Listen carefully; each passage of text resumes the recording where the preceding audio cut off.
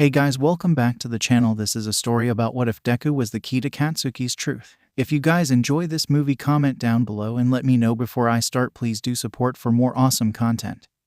And leave a like and don't forget to subscribe to my channel and also share this video with your friends and check out the description in my playlist. The author of the story Bastet fanwork from AO3. So let's start the video. 5 years chapter text Shoto. Katsuki-kun, you mustn't use your quirks in public. Katsuki ignored as always the fact that their sister refused to call him without using the civil, by no means subtle barrier of the honorific. At least, unlike Natsuo, Mayumi make an effort to talk to him. Katsuki didn't even pay attention to her stupid admonishment.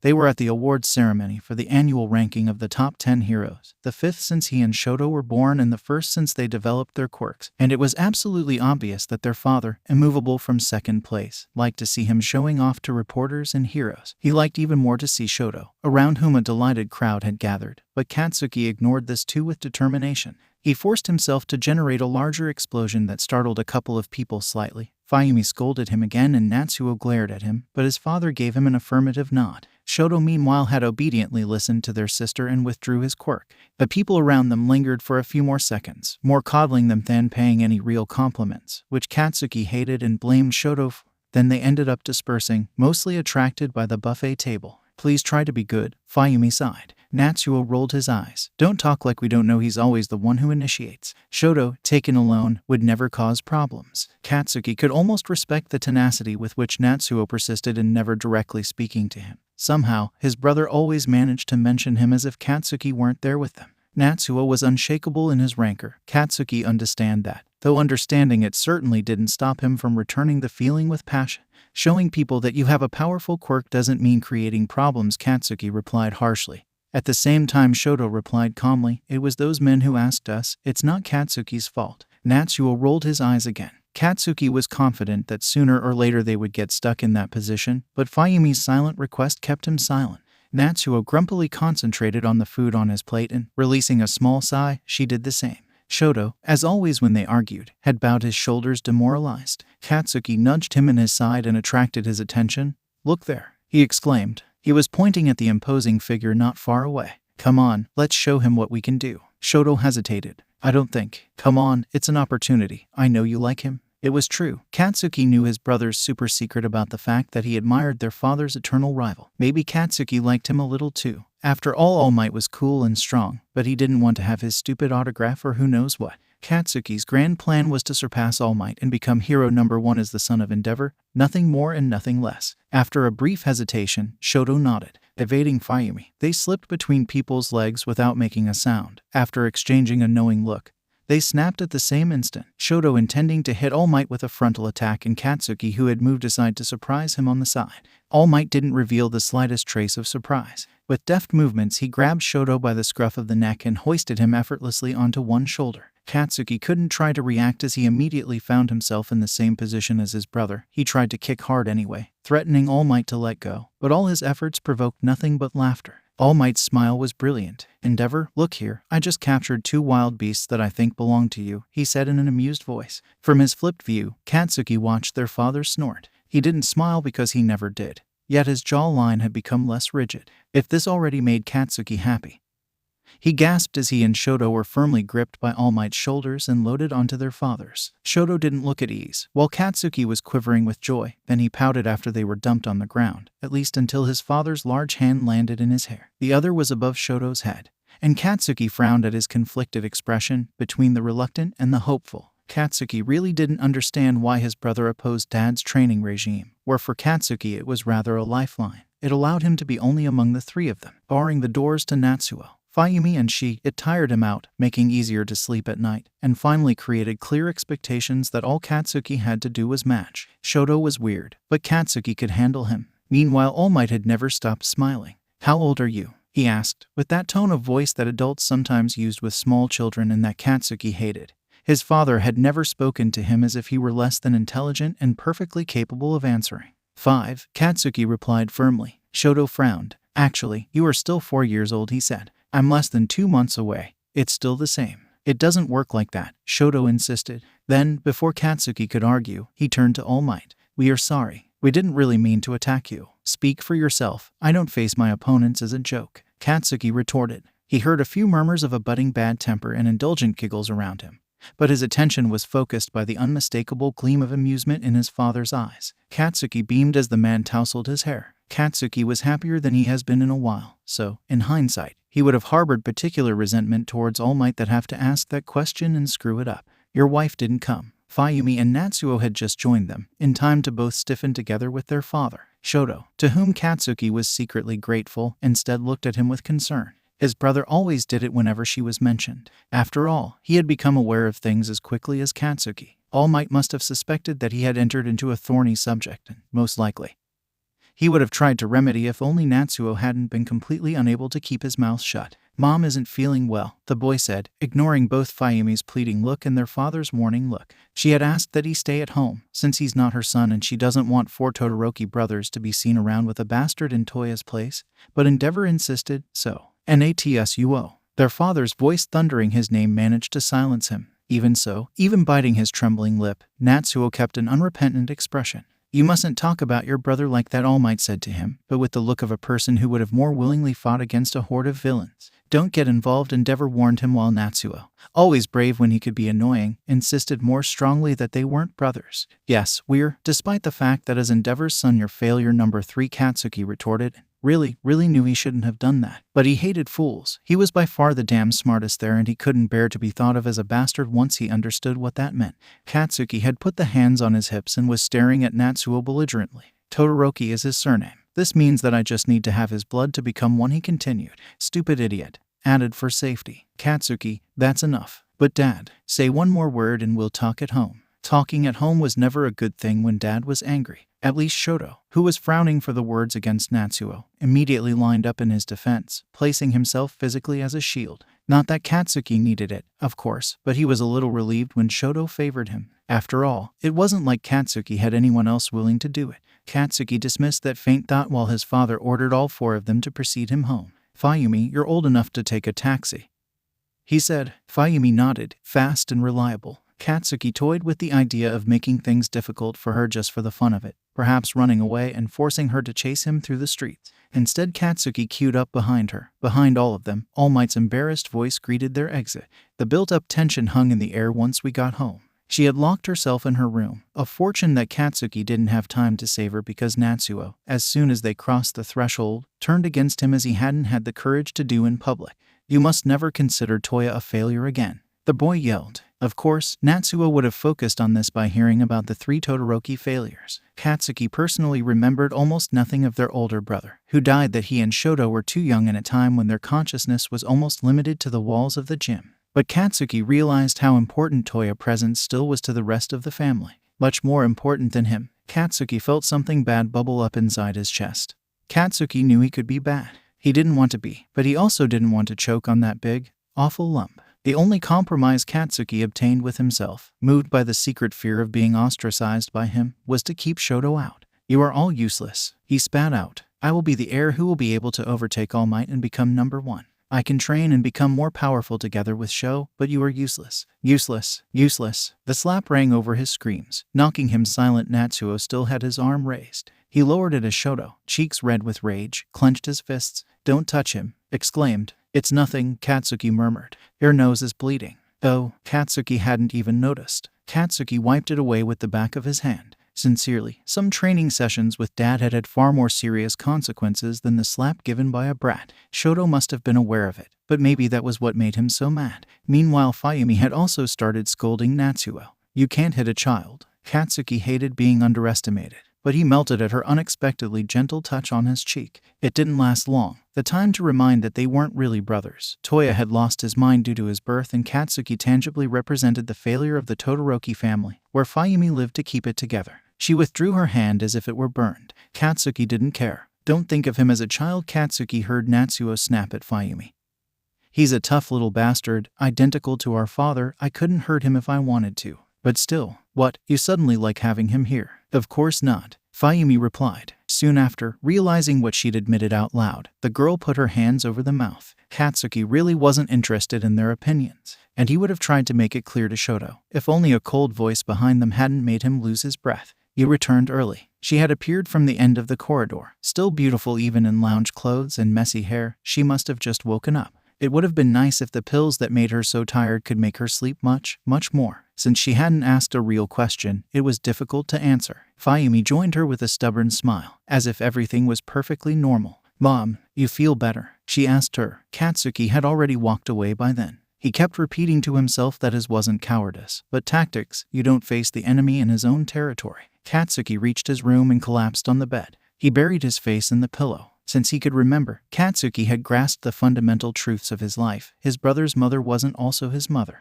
His mother was a whore. People didn't like whores. As the web was teeming with snide comments about how satisfying it was that Endeavor's wife had given birth a perfect baby, screwing up her plans. Then he also wrote that she was doubly fooled by being now in the 6th month and no longer being able to have an abortion. But that she had been tough enough, but tough, to give up her mistake in the hospital and take a plane immediately after giving birth, complete with a letter sent to journalists to corner Endeavor. Katsuki basically could sum up 5 years of life in the fact that every problem of the Todorokis was attributable to his existence. "Are you sleeping?" Katsuki didn't want to talk to Shoto, but he followed him instead of staying with his mother, so. In the meantime, Shoto had entered and sat back on his heels, always composed and impeccable. Then stretched out his left hand and placed it on Katsuki's swollen cheek without blinking, releasing that minimum of cold enough to give him relief. "You're my brother," he said, more than serious. His tone was the indisputable one of someone stating a fact. Most of the time Shoto was dully stony and utterly maddening, while at other times, like now, his imperturbable confidence could reassure Katsuki. He shrugged.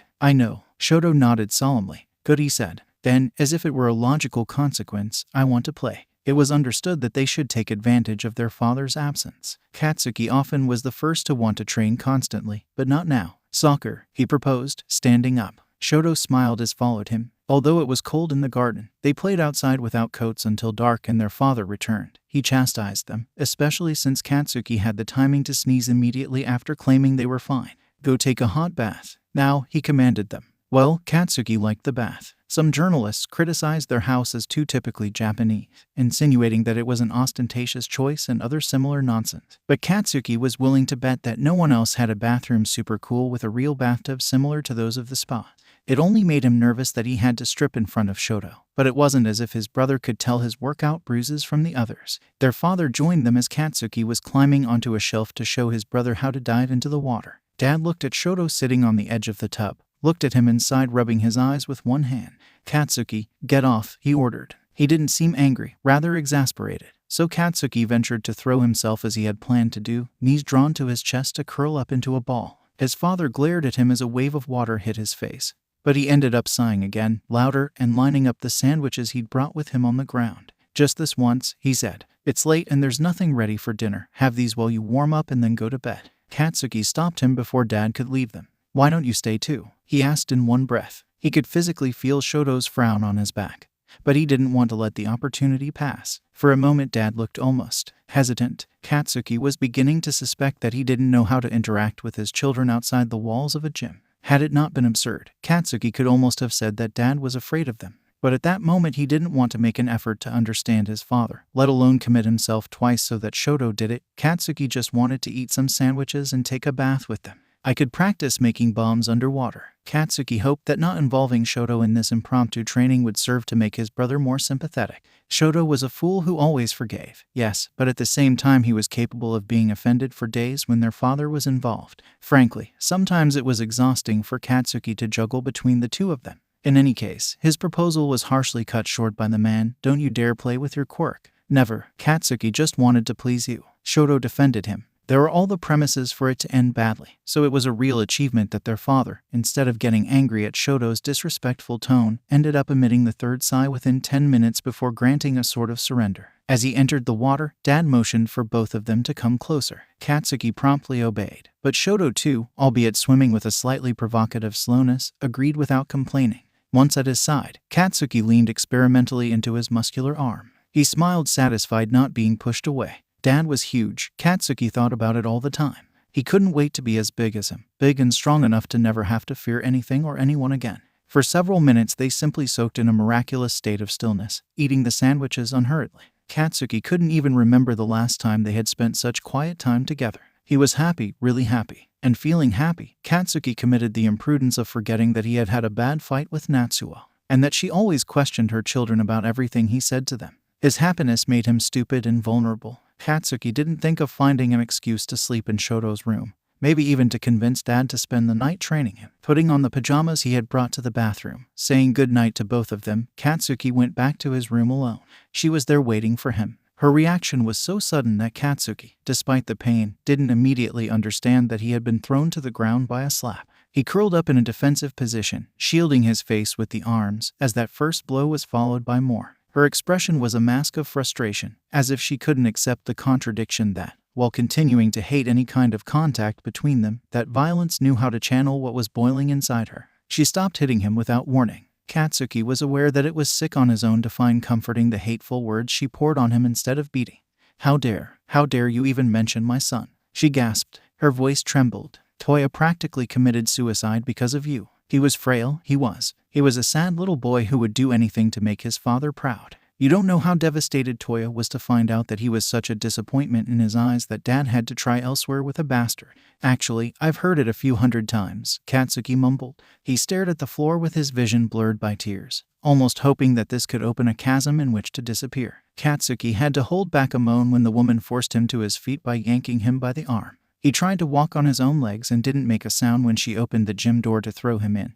Despite the dull thud with which he fell to the floor, "Your place should always be this. No one wants to see you out of here. He doesn't really consider you his child, you know that, right? In his eyes, you're just a tool to train his masterpiece." Katsuki hesitated to answer. She wouldn't leave him alone if she didn't hear him say it, but it was hard to ignore the instinct to rebel. "Answer me." Her high-pitched tone bordered on hysteria. "Yes, I know. No, it's not true. Dad is proud of me, and I hate you. I hate you." Katsuki bit his lip. He wasn't strong enough to fight her, but he also didn't want to be weak enough to be seen crying. He continued to keep his eyes closed until he heard the door being closed, so, carefully, opened them again. But with a shudder Katsuki realized that he still saw nothing in the oppressive darkness. Katsuki didn't understand if it was the cold that made him shiver. He stood still to ease the dull ache in his head, pretending not to notice a vague but lingering smell of blood which he traced back to a cut above his right ear. After a brief indecision, Katsuki discarded the idea of tearing off a corner of his pajamas to dab it. Katsuki narrowed his eyes again and forced himself not to think of anything, above all to the possibility of screaming at the top of their lungs to be heard by someone, so that his father and Shoto, but also Natsuo and Fujimi, could become aware of the real extent of her hatred of her towards him. Katsuki sometimes wanted to, but deep down he knew he never would. 6 years. Chapter text. They had been debating the matter for days now. She, who always held back about the harshness of the training Shoto was undergoing, this time did not seem willing to give ground, appearing deadly determined and threatening like her husband. Frankly, it was depressing that hate was a much stronger motivator than love. That morning, with both of them on a war footing, the tension in the house was downright electric. Sitting on the floor behind the door, Katsuki listened to them fight over him. Shoto's right hand was warm and stiff in his, stubbornly determined to keep it even though Katsuki had repeatedly told his brother not to be a baby and let him go. Frustration leaked from Dad's voice. Damn, it would be crazy to send them to 2 different schools. On the contrary, she was cold. "The bastard isn't going to the same school my kids go to," she said, as she had done countless times over the past week, since the issue of his and Shoto's entry into elementary school arose. She remained motionless as an ice statue even when her husband let out a scream that, instead, startled them both. "Shoto and Katsuki are the same age," Dad yelled. "What the hell do you think people would say if I sent one to the private school his brothers also attend and the other to a neighborhood public school? If you cared about public opinion, you would have built another hero image from the start," she said. Katsuki had to acknowledge that she had scored a good point. He didn't feel much touched by the whole matter even though it concerned him first. Shoto was upset at the prospect of going to different schools. Katsuki bent down to mutter in his ear as the adults continued to argue. "At school there are no monsters or whatever, you know. You can do it without me." It was true that it would have been a big change, a sort of plunge into the unknown, but his brother was melodramatic. "I'm not afraid," Shoto clarified. "But it's stupid and unfair. You shouldn't accept it." Katsuki bit his tongue not to snap the wrong way. He hated the idea of becoming one of those whimpering martyrs who take the blame for everything, so Katsuki kept telling himself that it wasn't his damn fault if Toya was dead. His mother was a whore and his brother's mother took pills like candy. It wasn't his fault. But that didn't mean Katsuki couldn't already be behaving like the best of heroes. After all, he'd come to the crucial discovery that you don't win just by defeating your enemies in battle, but always by doing the right thing at the right time. And now Katsuki knew very well what to do. She gave Shoto's hand a quick squeeze, a sort of silent apology, and walked into the room where the argument seemed close to escalating into a physical way. "Public school, it's okay," Katsuki declared. For a moment he enjoyed the rare feeling that he had sincerely surprised his father. I will still get into UA when I go to high school, but it will be even more fantastic to excel in the entrance exam coming from a public school. Come on, Dad, let me do it. The regret in Dad's expression was disturbing, so Katsuki was relieved when he later saw him nod in a serious and rigorous way. You're going to UA, Dad said dryly. It mostly sounded like a warning to his wife. Although gloomy, she chose to settle for the victory she had just won without replying further. She probably also nurtured the optimistic hope of seeing him die before the age of 16. After all, she had told him how much she hated to see him grow up while Toya was stuck forever at the age immortalized in the photo of the shrine. Shoto, meanwhile, had followed him into the living room and was exhibiting a terribly disgruntled expression. I'll go to public too, he exclaimed. Absolutely not. His parents scolded in unison. It was almost funny, at least until she squeezed Shoto's hands, looking him straight into the eyes. Hers had slightly dilated pupils. Shoto, don't you want to go to the same school as your brother? She asked him. It was implied that she was talking about Toya, not Natsuo. Shoto looked uncomfortable. His mother's nails were scraping the backs of his hands from the strength with which she held him. Katsuki is my brother too, he said, then let out a moan as her nails dug into his flesh. Mom, you're hurting him, snapped Katsuki. He gave her a shove that made her stagger. Katsuki's heart was beating like a drum in his ears. He knowed full well that he will pay for this, and in any case unable to regret having done it. Shoto had no fault, absolutely none, and Katsuki wouldn't let her involve him. For an instant it seemed as if she might slap him there, forgetting that they weren't alone. She held back or was only preceded by her husband, who ordered him to apologize. Katsuki pursed his lips. He didn't want to apologize. Katsuki, now, Dad pressed him. Shoto was conflicted, as if he didn't know which side to take. This stung a bit, but Katsuki couldn't really blame him. If he had a mother, he would have been loyal to her. Katsuki preferred to close the matter. Dad would have remained angry and she would have punished him regardless. At least Katsuki could have averted his brother's existential crisis. I'm sorry, Rei-san, Katsuki apologized, lowering his head. She looked away without speaking. Instead, Dad nodded satisfied, as if everything was settled and now he could go back to taking care of the important things. Apparently, in his eyes, even the school problem was solved. Precede me to the gym, Dad commanded him and Shoto. Katsuki physically had to drag Shoto. Come on, hurry up, he hissed. I don't want to train if we can't even go to school together. And what the hell does school have to do with training? Shoto, already in the mood for being a petulant brat, looked at him reproachfully. You shouldn't swear. Shit, Katsuki repeated it with pleasure. Then he improvised an arrangement of an old nursery rhyme as he opened the gym. Fuck the father, fuck the mother, fuck the sister's daughter, she was shit too, she was a shit too.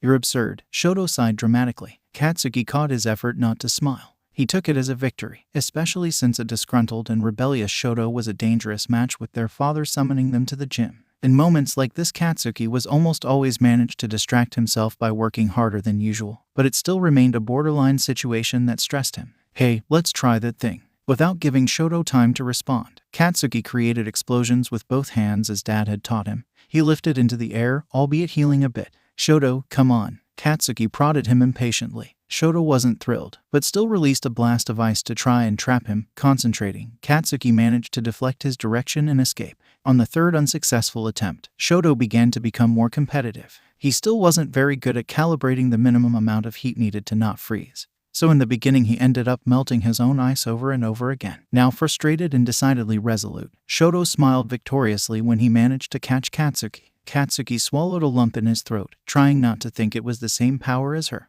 He wasn't shivering from the cold, even though his idiot brother had gotten carried away and had enclosed him up to the chin in a block of ice. Good, Shoto, it was a good attack. Their father stood in the doorway with his arms crossed, watching them from who knows how long without their realizing it.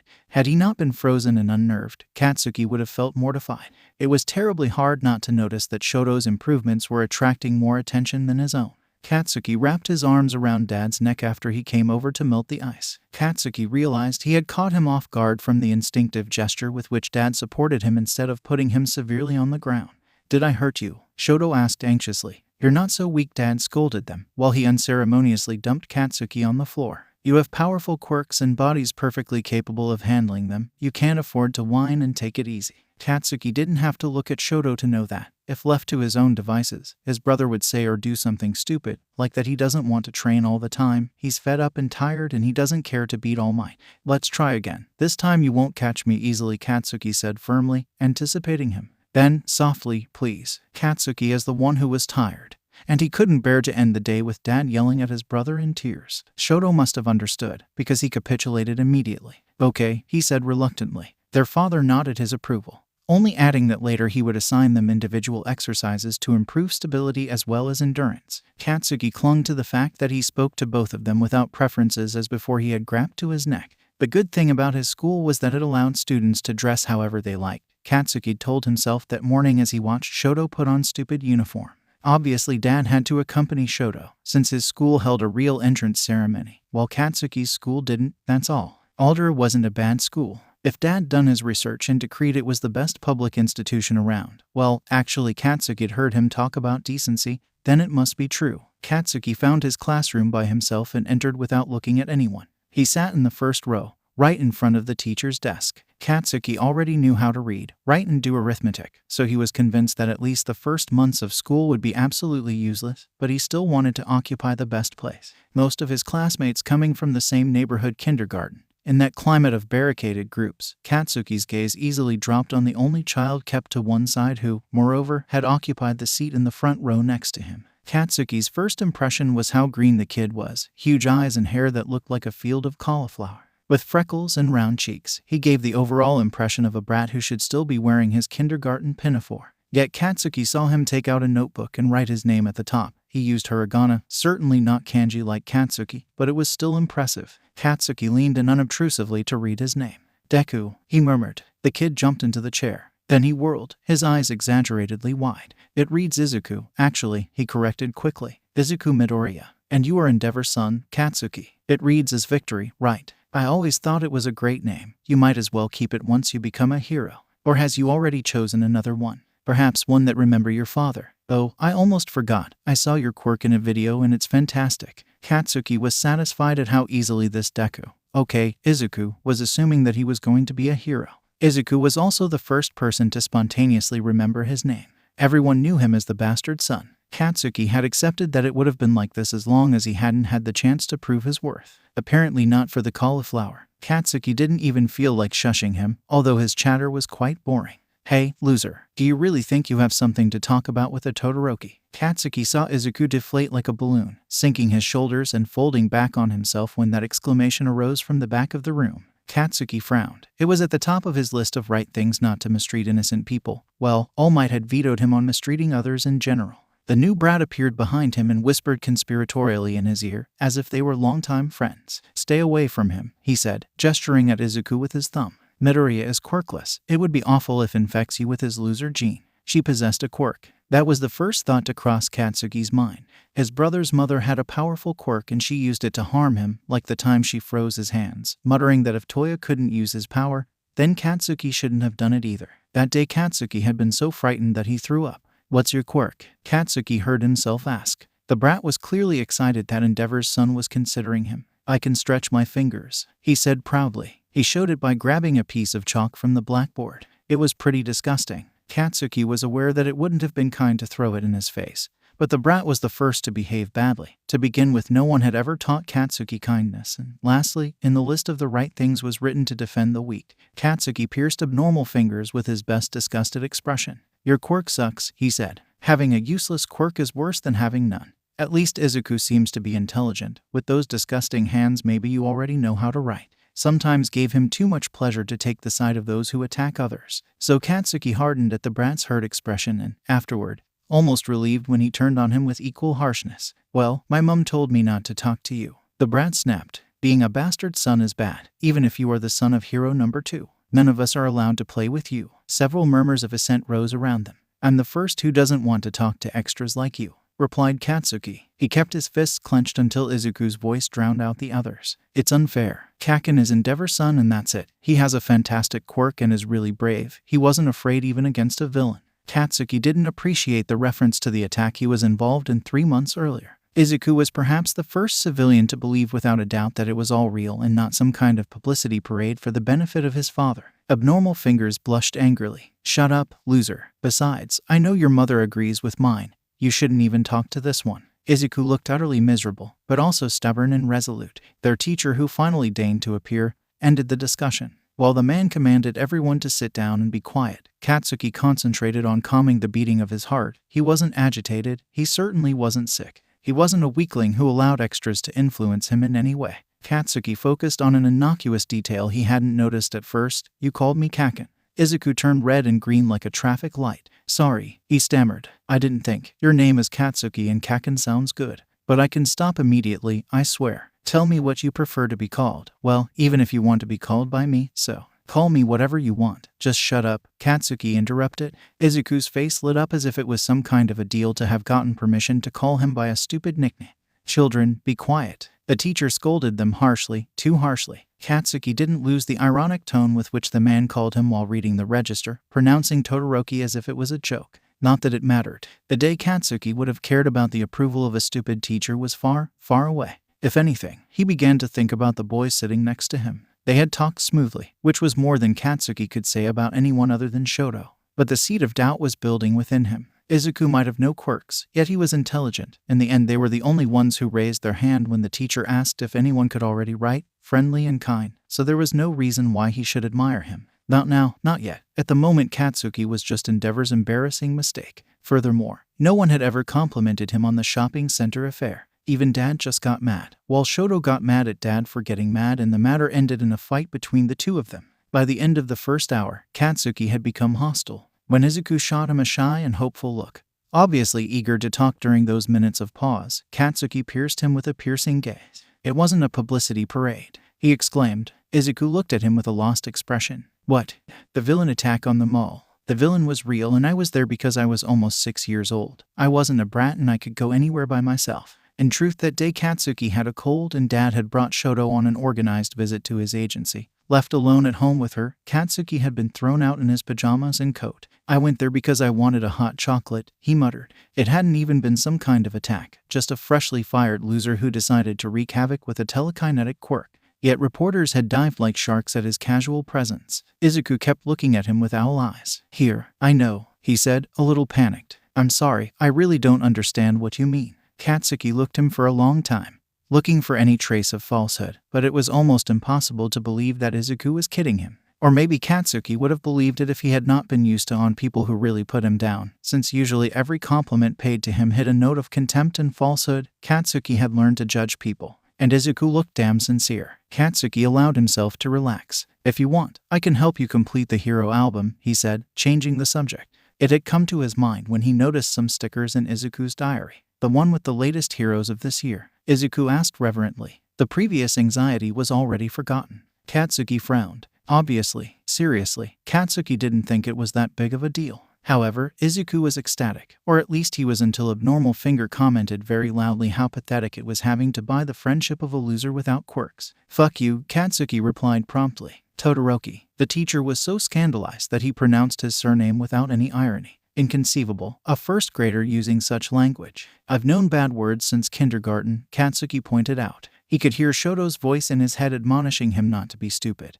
But he couldn't help it. It was only stronger than him to be provocative in direct proportion to the hostility of others. The man had turned red as a beet. "Do you want me to call your father?" he threatened him. Katsuki doubted Dad would care. Plus, he would have him take the UA exam as a recommended student, so Katsuki didn't need a pristine scholastic record. Anyway, this asshole started the argument. "Why the fuck don't you scold him too?" Todoroki. Katsuki had spent the rest of his first day of school in detention, standing outside the door. In truth, at first he was only supposed to stay there for an hour, but his mouth had to snap the tongue, souring the professor's already poisoned mood. In any case, Katsuki was light years ahead of the level of the class.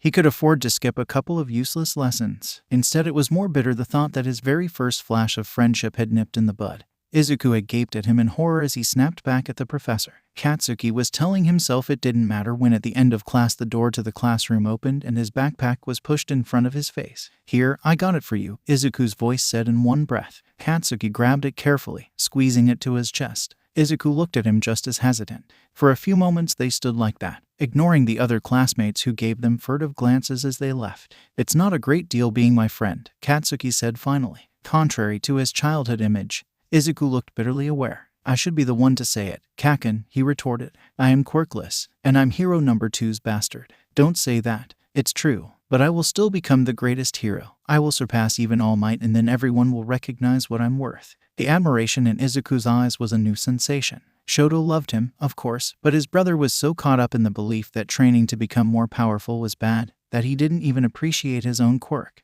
That's why Katsuki found himself nodding when Izuku added in a low voice that he too would like to be a hero. Why not? Katsuki said with a shrug. I've known a few heroes with a passive quirk that's useless in battle. If you're smart, go for it and kick the ass of idiots like abnormal fingers. Izuku stammered, evidently torn between bursting with glee and scolding him for his ways. Katsuki didn't worry about it. After all, if they were going to be friends, he'd better get used to it. Katsuki walked towards the exit after giving him a nod. Are you coming? Izuku walked beside him with a bright smile. Katsuki had anticipated that at dinner Natsuo and Mayumi would ask Shoto a lot of questions and none of him. He grinned as his sister squealed in shock after he asked her to pass him the fucking soy sauce. I wonder where did you hear those words? Dad grumbled. He wasn't happy, but Katsuki knew that as long as he had one strong quirk, the rest would be tolerated. It must be the blood, his wife said coldly. The mother had a bad tongue. Katsuki felt the tips of her ears burn. He hated being exposed so easily by her. Not even Shoto was aware of the nights he secretly watched the videos of his mother's interviews that were still online. A bulky belly and a pissed frown on her face. We heard them together on television, Shoto said firmly. It was roughly a half-truth. What kind of shows do you watch? Natsuo asked, frowning. Why, when you were young, what did television broadcast? Katsuki mocked him. Natsuo looked at him pissed. Instead, Mayumi courageously resumed speaking with Shoto, without letting herself be discouraged by his lack of enthusiasm. Yes, teachers are nice. No, I didn't make friends with anyone. Yes, Ni-san. No, Ni-san. Shoto had this way of expressing his displeasure without ever raising his voice that was alien to Katsuki. Yet he could lend himself to admiring him. His dark looks were masterful, especially when accompanied by a coldness that in its own way screamed fuck you. Shoto hated that they went to different schools and had every intention of forcefully conveying it to their family. For the first time in Katsuki's memory, Shoto got up from the table without even saying goodnight to his mother. Shoto grabbed him by the wrist and resolutely walked towards his room. You know there's no point in doing that, right? Katsuki inquired, while agreeing to follow him. They didn't need to talk to know that they would sleep together tonight. Shoto pursed his lips without answering. Katsuki put a hand on his shoulder. Shoto, he insisted, spelling out his brother's name. I'm not stupid, he frowned. I'm just angry. I noticed it, but it's stupid to get angry about it. We live together, we train together, and we'll go to high school together. Who cares if you have to go to a school for spoiled children by yourself for now? Shoto didn't dispute the criticism of his school. Katsuki suspected he barely looked around. Conceivably, in a year's time Shoto still wouldn't learn the names of his classmates. It was an awareness that left Katsuki with a bitter taste in his mouth. Because Shoto was a two-tone piece of bread and it was unfair that their family situation affected him so much. Katsuki also felt guilty about Izuku, since finding a friend on those terms smacked of betrayal, even though Izuku was the only one and the rest of Aldera sucked. There's a boy in my class who doesn't look too bad, Katsuki muttered. Tomorrow I promise to bring him some stickers of our album. After all, the sponsor had sent Dad a whole box. Katsuki let out a silent sigh as Shoto merely cocked his head with a hint of curiosity. Who is he? Shoto asked. Katsuki answered as they unrolled the futon and put on their pajamas. He avoided going into detail, like the idiotic professor or the rest of the even more stupid classmates, only explaining about Izuku and insisting that he was smart after having to talk about his quirkless condition. It was unlikely that Izuku and Shoto would meet soon, between his brother being driven to school by the driver and she not allowing Katsuki to invite friends to her house. But for Katsuki it was still important to receive his brother's approval. He thinks I'm cool, Katsuki added, lowering his voice, a little ashamed. Shoto, lying beside him under the covers, nodded gravely. Good, he said. Then you can bring him the stickers. I didn't need your permission, Katsuki retorted. He winced as his brother's icy hand reached under his shirt to touch his stomach. Take that thing off, you moron, Katsuki shouted. They brawled noiselessly, a skill they had had to develop in a home where childish noise wasn't tolerated. They fell asleep in the tangled blankets having exhausted their energies, always happy when this happened on their terms. 9 years chapter text. The day had started off on the wrong foot from the beginning. Shoto had a fever and Dad was out of town on a mission, so Katsuki had to face a breakfast without their protective barrier between him and the rest of the family. The food was good. Mayumi always better at cooking in her mother's place, but Katsuki had felt bad for every morsel he swallowed. Later Katsuki had arrived at school to find that Izuku's shoes had been shredded again, the second time that week, and he had ended up in detention for insulting the teacher who, instead of taking his anger seriously, had curtly told him ordered to calm down. Izuku had been inconsolable all morning, still blaming himself as if it was his fault. nerves already on edge, Katsuki reacted with particular vehemence against the large obstacle that appeared in front of him while he was going to the bathroom. "Oh, sorry brat, I didn't see you. Buy some glasses, you fucking pachyderm." Katsuki felt as if the air around him had suddenly become saturated with held breaths. The satisfaction helped him forget the dull pain in his shoulder, where he had badly hit the locker, and the burning humiliation of having been pushed by a stupid extra. It must have been a group of 6th graders returning from gym class. Katsuki was tempted to snap at everyone and inform them that it was inconceivable not to respond to an attack, even if it came from someone who was twice your size. But he didn't have the chance when the aforementioned boy grabbed him by his sweatshirt. "What did you just call me?" he growled. For a muscular 12-year-old, his appearance was still ridiculously small compared to Katsuki's father. Then, she, who scared him more than anyone else, had a thin and delicate appearance. Katsuki didn't have the slightest fear towards this extra, neither for him nor for his friends. "You are truly pathetic," Katsuki sneered. "Look at yourselves, all excited at the idea of fighting with a 3rd grader. Well, the asshole had a decent speed quirk." Katsuki couldn't intercept his punch and couldn't help but stagger. "So, you bastard. What did you call me?" Katsuki didn't react to the insult. He had always known that they were motivated by the prospect of imposing themselves on the son of 𝗂𝗧, one within reach and left adrift in a strange limbo where he was neither totally rejected nor fully accepted by his father. At the time, Katsuki hadn't really realized what effect his presence in that school would have. Resolutely, Katsuki raised his chin and looked at them defiantly. "Come on, assholes, go ahead. Then you can brag getting your ass kicked by 𝗵𝗃𝗍𝗄's son." At least they didn't back down when he bared his teeth. "Katsuki, what did you do?" He ignored the heterochromatic eyes that were staring back at him. Instead, Katsuki continued to stack the sheaf of papers with deliberate slowness. He was sitting cross-legged next to the futon where his brother, still in his pajamas and feverish, had been confined since yesterday. "I have to write a 20-page apology."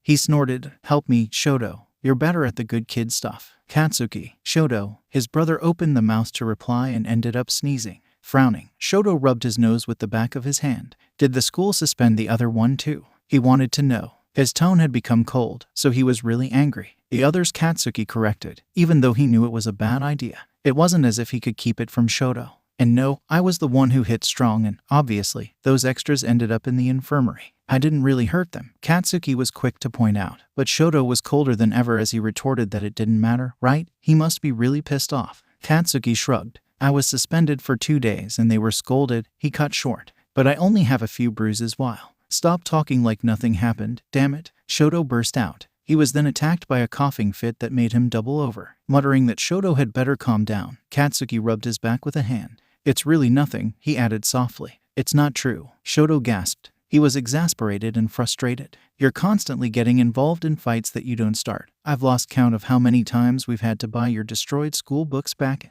Shoto sneezed again, loudly, and it would have been funny if his expression hadn't been terrible. "And our father, that asshole claims that this will make you stronger." Katsuki couldn't help it. He burst out laughing.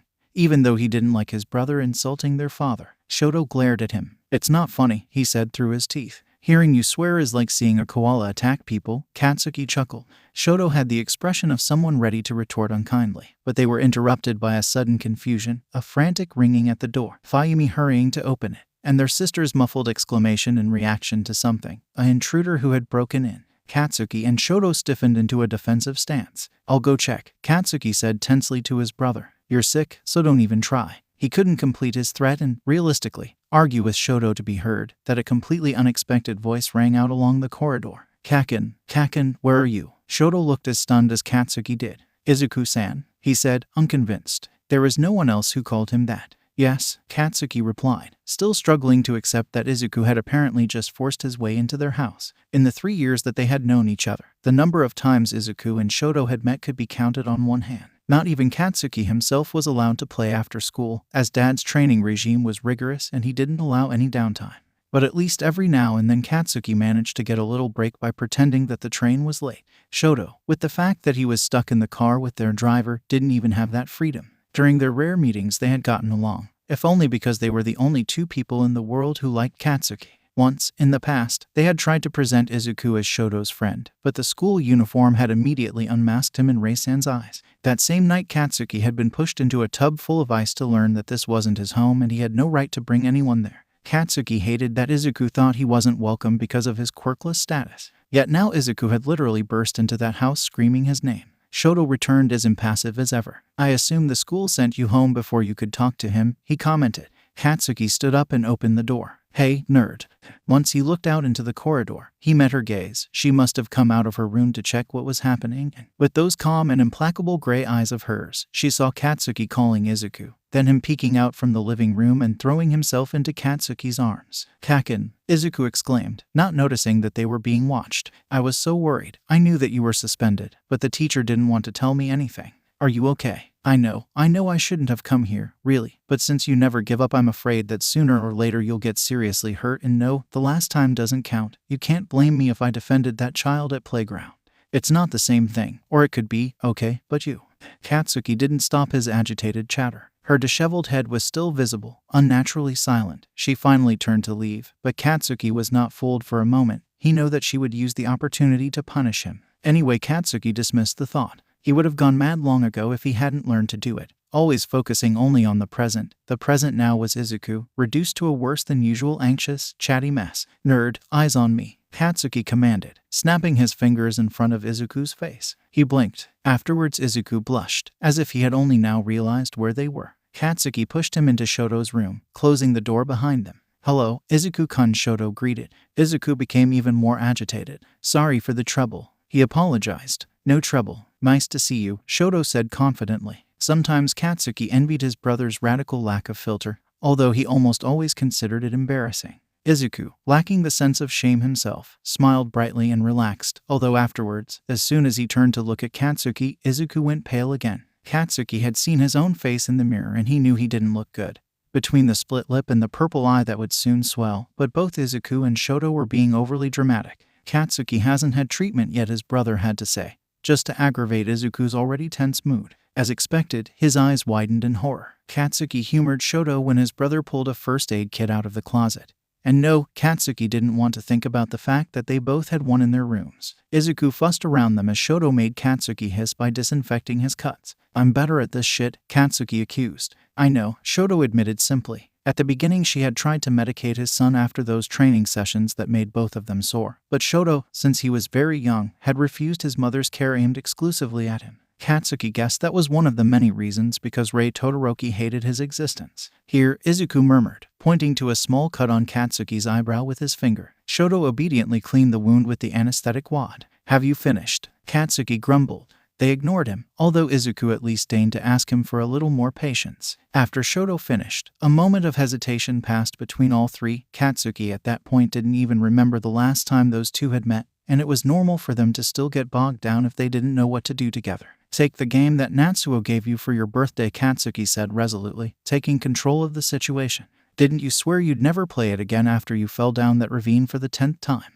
Shoto, move." Shoto obeyed. Izuku, on the other hand, had begun to torment the hem of his sweatshirt with nervous fingers. "I don't know if I can disturb you any longer," he tried to object. Katsuki threw a joystick at him, forcing him to catch it. "Shut up and sit down too," he commanded. Katsuki would never have admitted that he liked being between them, much less recognizing the shameful instinct to lower his defenses because she wouldn't be able to get close as long as he remained like that. The wounds were throbbing and Katsuki hadn't enjoyed defeating those extras, much less listening to his teacher's rebuke. But Shoto's body radiated heat and Izuku had the ability to physically transmit his care. It could even be an actual quirk, for all Katsuki knew. In those conditions it was quite easy for him to concentrate on the game as if there was nothing wrong with his life. Mayumi stayed for several minutes outside Shoto's room, now peeking inside, now biting her lips. Even if she didn't like that Shoto was always with an aggressive and problematic boy like their half-brother, she didn't feel like separating them. Not even to legitimately chase away the other child who had slipped between her legs to enter their house. Mayumi finally gave in to go back to her room. She was struggling with her math homework when Natsuo returned home, announcing his return with a barely passable grunt of greeting.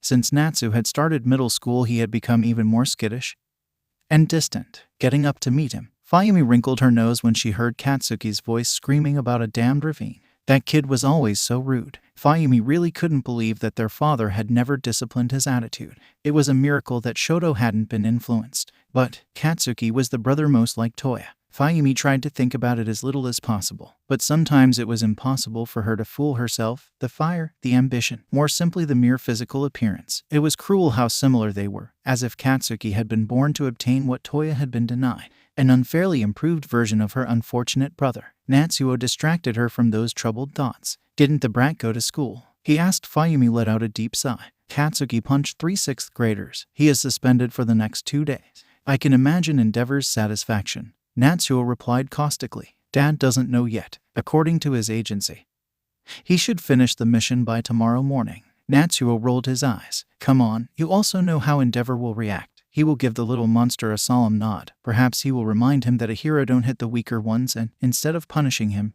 he will take him to his agency. It was difficult to deny the realism of 𝗧𝗵𝗲's pessimism. However, 𝗵𝗃𝗻 still tried to refute it. Between hope and optimism, ending up swallowing a bitter pill when Dad instead didn't deviate from his prediction in the slightest. On the contrary, maybe because the mission must have gone well, Dad completely skipped the phase in which he claimed to educate Katsuki as a decent human being. You beat 3 6th graders by yourself, Dad summarized. He had suddenly returned just after dinner, finding Shoto asleep and 𝗧𝗵𝗲 gone out to bring back the rude child who had stayed until that hour. Katsuki nodded quickly. 𝗵𝗃𝗻 might have worried about his livid face if he hadn't been so proud of himself, if Dad hadn't ruffled his hair like he did with Toya. Well done, Dad praised. You also did well to hold back your quirk. Better to have one more bruise than risk problems with the commission. One of those boys has a 2nd-degree burn on his arm. I wouldn't exactly call it holding back, 𝗵𝗃𝗻 blurted out before she could control herself. Katsuki's lip quivered, but then his expression became even more stubborn. I only defended myself, he said. I had to create an explosion because he had grabbed my hair and wouldn't let go. I tried other ways. I scratched him and kicked him and even tried to bite him, but he wouldn't let me go. 𝗵𝗃𝗻 hesitated. A silence that was enough for their father to close the matter. Placing a hand on Katsuki's shoulder, he gave him one last squeeze. Tomorrow you will come with me on patrol, he said. It was basically like offering Katsuki a reward for behaving violently. 𝗵𝗃𝗻 couldn't soften in front of his huge smile. Not even when Katsuki commented that on the way back they should pass by the best soba restaurant in the city to bring a gift to Shoto, or that he should ask for autographs at the agency for Izuku's collection. 𝗵𝗃𝗻 didn't like herself, but she was incapable of accepting the existence of her half-brother. So when that night she got up for a glass of water and heard Katsuki crying behind the closed door of his bedroom, 𝗵𝗃𝗻 did nothing. And after drinking, 𝗵𝗃𝗻 pretended not to notice her mother's shadow moving silently away through the corridors. Enji had never paid much attention to Winter and, like him, his other children, as well as clearly Rei herself, because the ice influenced their body temperature or because the fire destroyed the cold. Katsuki was the only exception. The winter affected his quirk, his mood and, apparently, even his need for physical contact, the least of the things Enji wanted to take care of. The previous evening Katsuki had seemed normal. Normal for a 9-year-old kid, but that morning he was clingy. Enji thought it was due to the winter cold.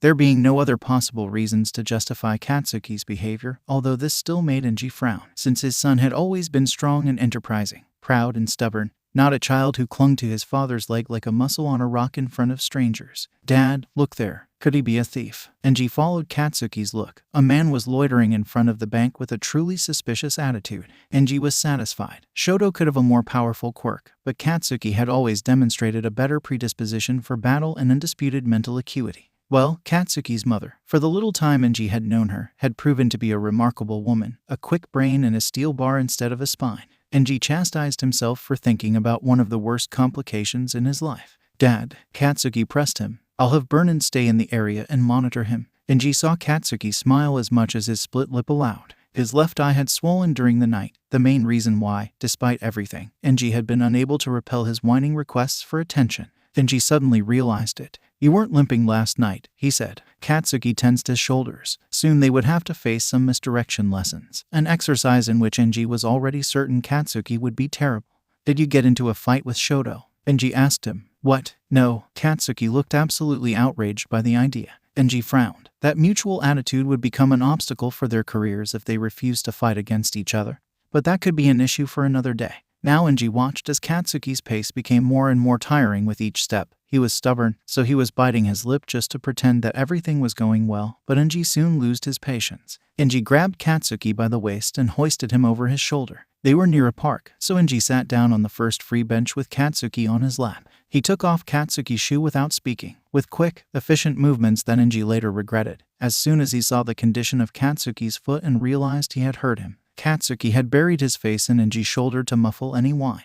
"What the hell happened to you?" 𝐻𝐸 snapped. The white sock was colored red due to blood. "Blisters," 𝐻𝐸 assessed. The sole of Katsuki's foot was swollen from numerous blisters, most of which burst due to his persistence to walking. Katsuki's behavior now took on a new meaning. If he had continually insisted on being carried, it must have been because he couldn't walk. 𝐻𝐸 was exasperated. "Why didn't you say last night that you had injured?" he accused him. "I would never have taken you with me today." Katsuki raised his head to look straight at him. "This morning I didn't tell you precisely because I wanted to come." His shamelessness got on 𝐻𝐸's nerves, already tense because of the remorse. In those conditions, 𝐻𝐸 didn't notice the imperceptible tremor of Katsuki's shoulders. "Why can't you stop acting like a spoiled child?" 𝐻𝐸 snapped at him. Probably because Katsuki was a child and he didn't get attention from anyone except during visits to Endeavor Agency. Despite everything, 𝐻𝐸 had to swallow the bitter pill of knowing how to answer himself. Even so, he clicked his tongue once he discovered Katsuki's right foot in the same condition as the other. "I should leave you here," 𝐻𝐸 said sternly, "so next time you won't inconvenience me.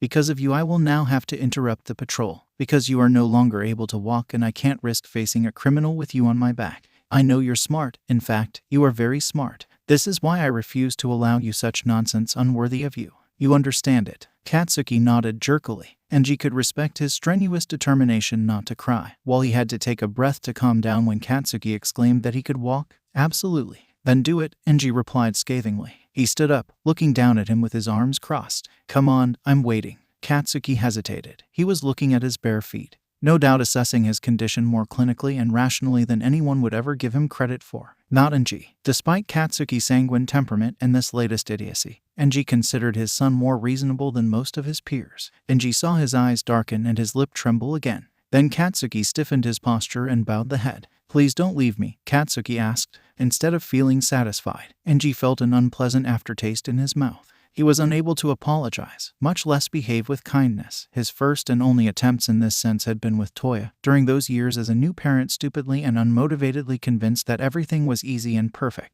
He grabbed Katsuki's underarms and picked him up, being careful of his feet. At least 𝐻𝐸 thought it natural to add what he said next. "Not easy, but natural. Just for today I can pretend I have a day off. After the checkup at the hospital, yes Katsuki, don't even try to protest, we will go to lunch. Spicy ramen." 𝐻𝐸 remembered Katsuki's favorite food because Vernon had been laughing about it for weeks. In a famous hero restaurant, that dish was called Endeavor Ramen, to make your taste pupils burn. Katsuki immediately became more vital. "And we have to get soba takeout. Without spice," he added contemptuously. "Shoto likes the tasteless stuff." Ramen and soba didn't fit the diet 𝐻𝐸 decided for them. But if he had to force himself to call it a day off, then he would do it right. It couldn't be more difficult than fighting villains. It wasn't. However, 𝐻𝐸 realized that he had underestimated the entire situation. They attracted the attention on the street while in the hospital. A nurse looked at him with hostility. "It seems that the feet were burned deliberately," she said, staring into 𝐻𝐸's eyes. She was a ridiculously small woman who, when she straightened her back, was as tall as Katsuki, sitting on examination table. She was accusing him of purposely burning his son's feet. 𝐻𝐸 blazed with anger. He quelled the flames only because releasing them would give her credibility. "I don't burn my children," 𝐻𝐸 told her harshly, keeping his voice normal. The woman wasn't intimidated. "The child is hurt," she replied. "The child hears you. Don't talk as if I wasn't there, hag." Her expression became even more critical and determined, surely considering that abrasive attitude a mirror of Katsuki's internal discomfort. This and all other nonsense that 𝐻𝐸 had heard referred to his son. It was bullshit. Katsuki was strong, with a powerful quirk and a resistant body. Even if he had some weaknesses, he possessed every quality to overcome them, and damn, like Shoto, he had the duty to be better because. 𝐻𝐸 closed his eyes, remembering that he was in a public place. 𝐻𝐸 opened them again as Katsuki yelled at the woman to shut up. "I would never burn my children," he repeated, silencing Katsuki. His deathly calm voice managed to make her falter. "It's all my fault, okay," Katsuki blurted out. He sounded a little desperate. "I wasn't strong enough to win and the enemy wounded me, that's all. But I will become the best, so no one can ever do anything to me again." She glared at 𝐻𝐸 after seeing him nod at Katsuki's words. 𝐻𝐸 found himself absurdly defensive, so he got annoyed at her for making him feel that way. He was frowning as the doctor arrived. At least he appreciated the instant healing of Katsuki's face. From the split lip to the eye, 𝐻𝐸 wouldn't mess with a medical quirk just for those injuries, but as a small side benefit it was welcome. Instead, Katsuki's feet were disinfected and treated. Unfortunately, while he was bandaging them, the doctor explained that a natural replacement of the skin would have been preferable. This made 𝐻𝐸 even more gloomy. A gradual recovery would have meant weeks of abstaining from their training. But 𝐭𝐸 couldn't hold it against Katsuki, not if his son seemed devastated. In the meantime, we'll find you something else to train on, 𝐭𝐸 said. For a few seconds Katsuki looked too young and vulnerable. Then he returned to his normal self. I can practice with small projectile bombs even while sitting down, he stated resolutely. The nurse's face was a mask of disapproval. Before 𝐭𝐸 blurted out the wrong way, retorting that his damned children could use their quirks, he rudely hugged Katsuki and left the hospital. Normally 𝐭𝐸 wouldn't have hesitated to skip lunch, but realizing that it was exactly what Katsuki expected, what his son had already resigned himself to, led 𝐭𝐸 to one of those restaurants that, with the power to dispose of them at his will, 𝐭𝐸 would have dismantled, burning them to the foundations. 𝐭𝐸 quieted the stammering of the astonished cashier with a sidelong glance. Dad, 𝐭𝐸 grunted to let Katsuki know that he was listening. But it'd be cannibalism if I ordered Endeavor ramen. 𝐭𝐸 rubbed the forehead, feeling an incipient headache rising. Yet he smiled briefly in response to his son's grin. What if I ate the 𝗬𝗧𝗏? Katsuki proposed. We can chop it up with chopsticks. Katsuki, think about food rather than its name. Would it become inedible if you burned it a little? Katsuki. 𝐭𝐸's menacing voice had never scared Katsuki. During his outbursts, Natsuo would stiffen like a pillar of salt and 𝗪𝗻𝗻 would bite her lips as her gaze darted everywhere. Shoto had this way of staring as if he really considered him a bad guy. Not Katsuki. Never Katsuki, probably because of his inside fire. Toya had been the same. 𝐭𝐸 pushed away the memory of his first son. Perhaps he could really order and burn a 𝗬𝗧𝗏. 12 years chapter text. It should have been a pleasant evening between him and Shoto. With hindsight, or, more than anything, a newfound lucidity not polluted by the dark feelings that burrowed inside him, Natsuo would have been ashamed of what he had done, not at the beginning, since it was very normal that he wanted to celebrate his younger brother's transition to middle school only with Shoto, but later, for how he had reacted once Shoto had brought Katsuki with them. The obstinacy with which Shoto insisted on considering that bastard their brother had infuriated Natsuo, blinding his common sense. This is why the sober restaurant had become a pub and a dinner, the forbidden act of drinking alcohol. Natsuo had given his 12-year-old brother beer and he would regret it for months. In that moment, however, filled with resentment, Natsuo had ignored even the adults who had crowded around Katsuki, laughing at his ability to drink like someone twice his size. Katsuki was simply a proud, childish idiot, determined not to be underestimated by a group of troublesome drunks. Even knowing it, Natsuo hadn't intervened until Shoto got in the way, quite drunk himself and still protective, always protective of the bastard. After his overly powerful and half-drunk little brother had encased the place in a block of ice, Natsuo had been forced into a hasty escape. He wouldn't have minded if the news had caused a scandal and damaged Endeavor's reputation. But he certainly hadn't had any intention of getting into a fight. Natsuo had returned home, keeping a few steps away from Shoto and Katsuki, annoyed by the way they were holding each other up, both staggering, with the bastard screaming at the moon to challenge him fair and Shoto complaining about as the moon was coward. Toya hadn't had the chance to get drunk even once. With this thought in mind, Natsuo had been pleased rather than alarmed to discover that their parents were awake, anxious and angry. Even if they punished him until he came of age, at least Natsuo would see Mom put Katsuki back in his place, abruptly separating him from Shoto like she always did. Natsuo had sincerely believed that it wouldn't be possible for anyone to blame a 12-year-old when it was clear that the initiative had come from him, from Natsuo, the only teenager in the group. This is why he had faltered in realizing that his mother's intention was exactly to shift the blame onto her husband's bastard. This led to where they were now. Everyone standing at the entrance hall, with the only absence of 𝗪𝗻𝗻 who was sleeping at a friend's house. Maybe, who knows, in a normal family the comical side of the situation would have been found. But theirs wasn't so lucky. Natsuo held his breath when his mother slapped Katsuki. "You could have killed my children," she exclaimed with a trembling voice. "You dared to carry them around at night without any protection. You are." Natsuo understood that his mother wouldn't be able to find an appropriate term to describe what she thought of Katsuki. Before anyone could intervene, using gestures to express herself, she had already slapped her stepson again, this time on his left cheek. Endeavor had thundered her name, even though Natsuo was starting to feel in difficulty.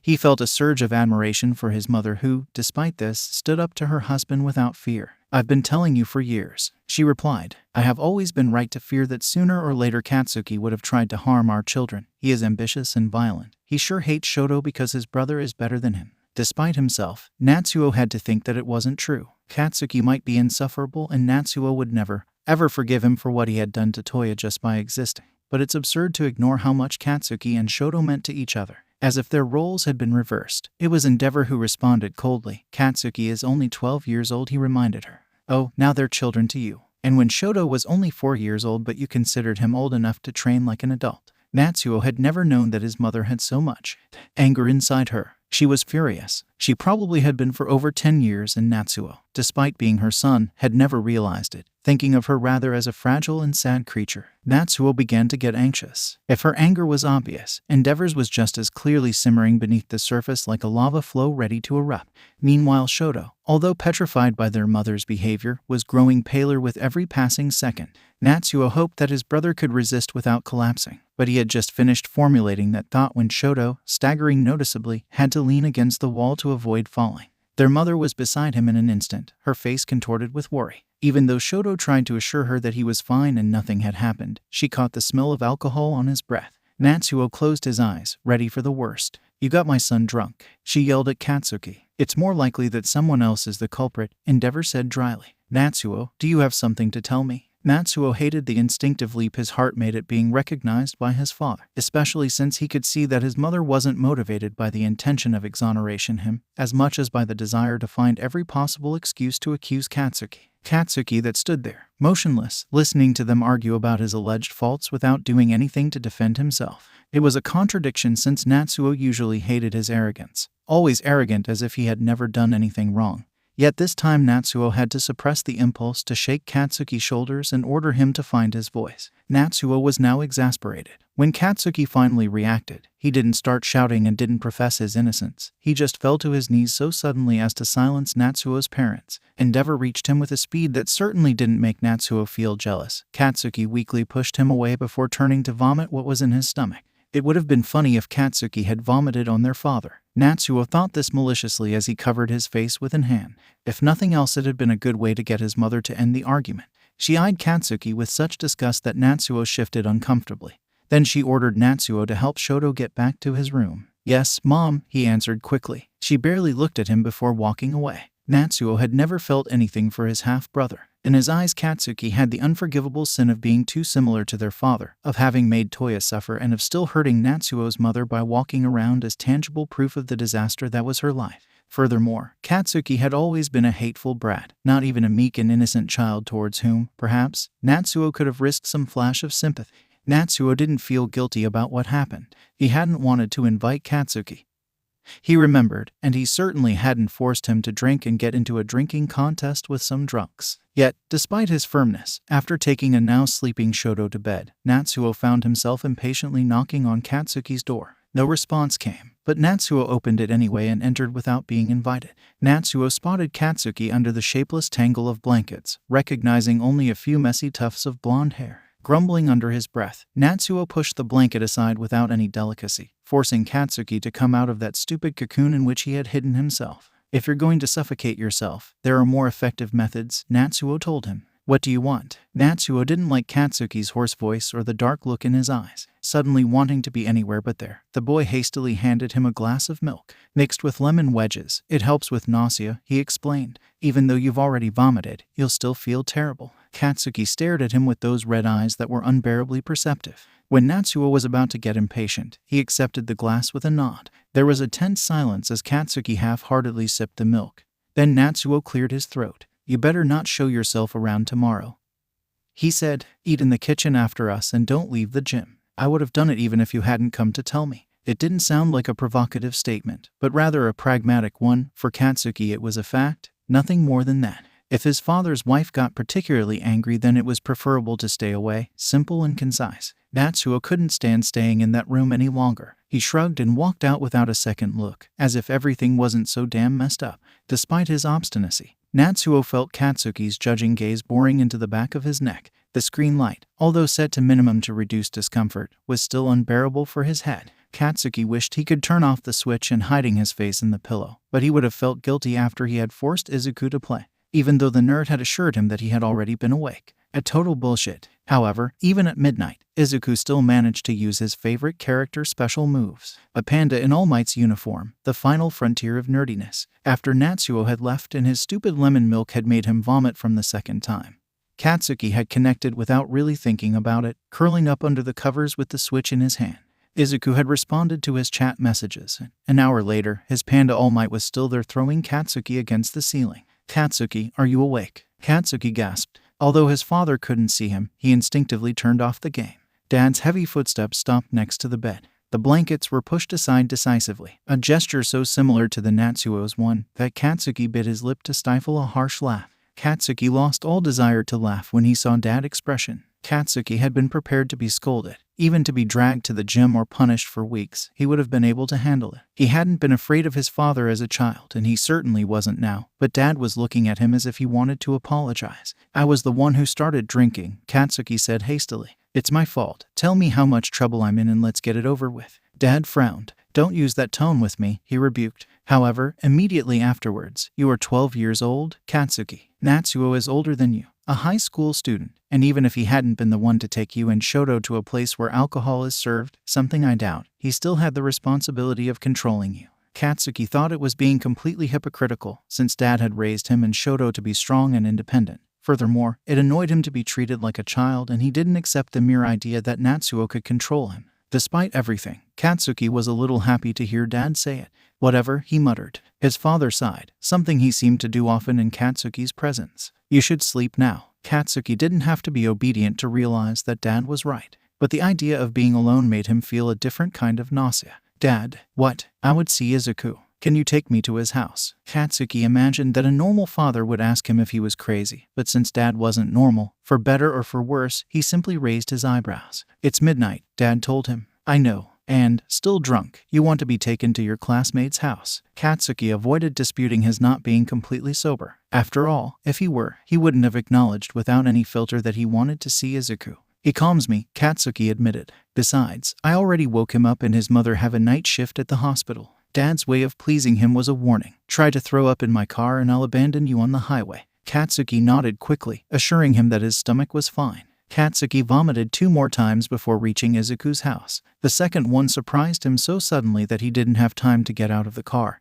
ending up staining the upholstery and making a disgusting mess. Dad, surprisingly, didn't kill him. He didn't even comment when they ran into Izuku on the street. He simply braked and let him get into the car, glaring irritably at the all-might sweatshirt Izuku had worn over his pajamas. "You weren't replying to my messages anymore. I was worried," Izuku complained. "This is no fucking reason to walk around late at night like a foolish." Katsuki grumbled. His energy had been drained away seeing that idiot wandering the streets alone.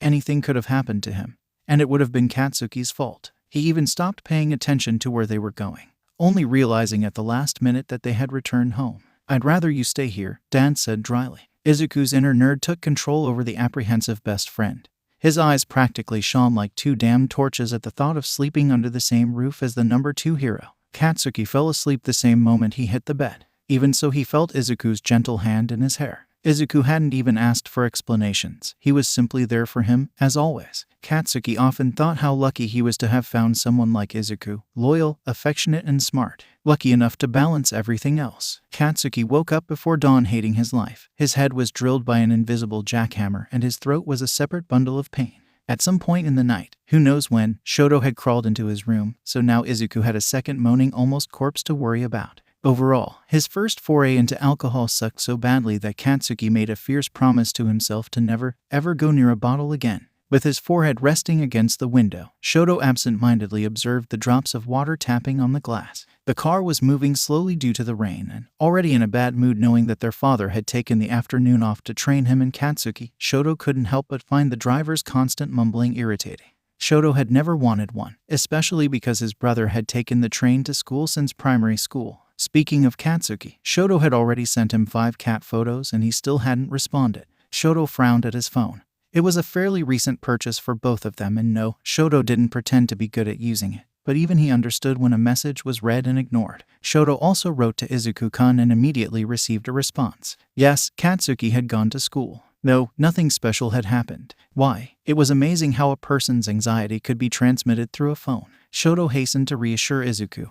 After all, it would have been unfair to make him paranoid just because. What, then? His brother had seen superficial messages without replying. Okay, it wasn't surprising. Shoto forced himself to remain calm and patient for the entire 40 minutes journey home. Once there, therefore, he prepared to face an afternoon with father without discussing, even if only to spare Katsuki the tension of oscillating between the two of them. When Shoto opened the door, it was silence that welcomed his good intentions. Father hadn't returned yet, which was common with his job and was fine. Natsuo normally returned late. Mayumi was busy with her university exams and it was rare for mother to make any noise. But Katsuki should have already returned. It was unthinkable that he would miss their father's training session, and with the train he couldn't have been stuck in traffic. Taking a defensive posture, Shoto took off his shoes and entered the house, calling Katsuki name. "Katsuki, are you there?" He got no response. Shoto looked into the gym and into Katsuki's room. Both were empty. More and more agitated, Shoto entered his room, and there he froze in the doorway, his mouth open in surprise, seeing Katsuki, who simply was there, sitting on the floor. Katsuki. Shoto thought about getting angry with him, and in the split second it took to look at Katsuki carefully,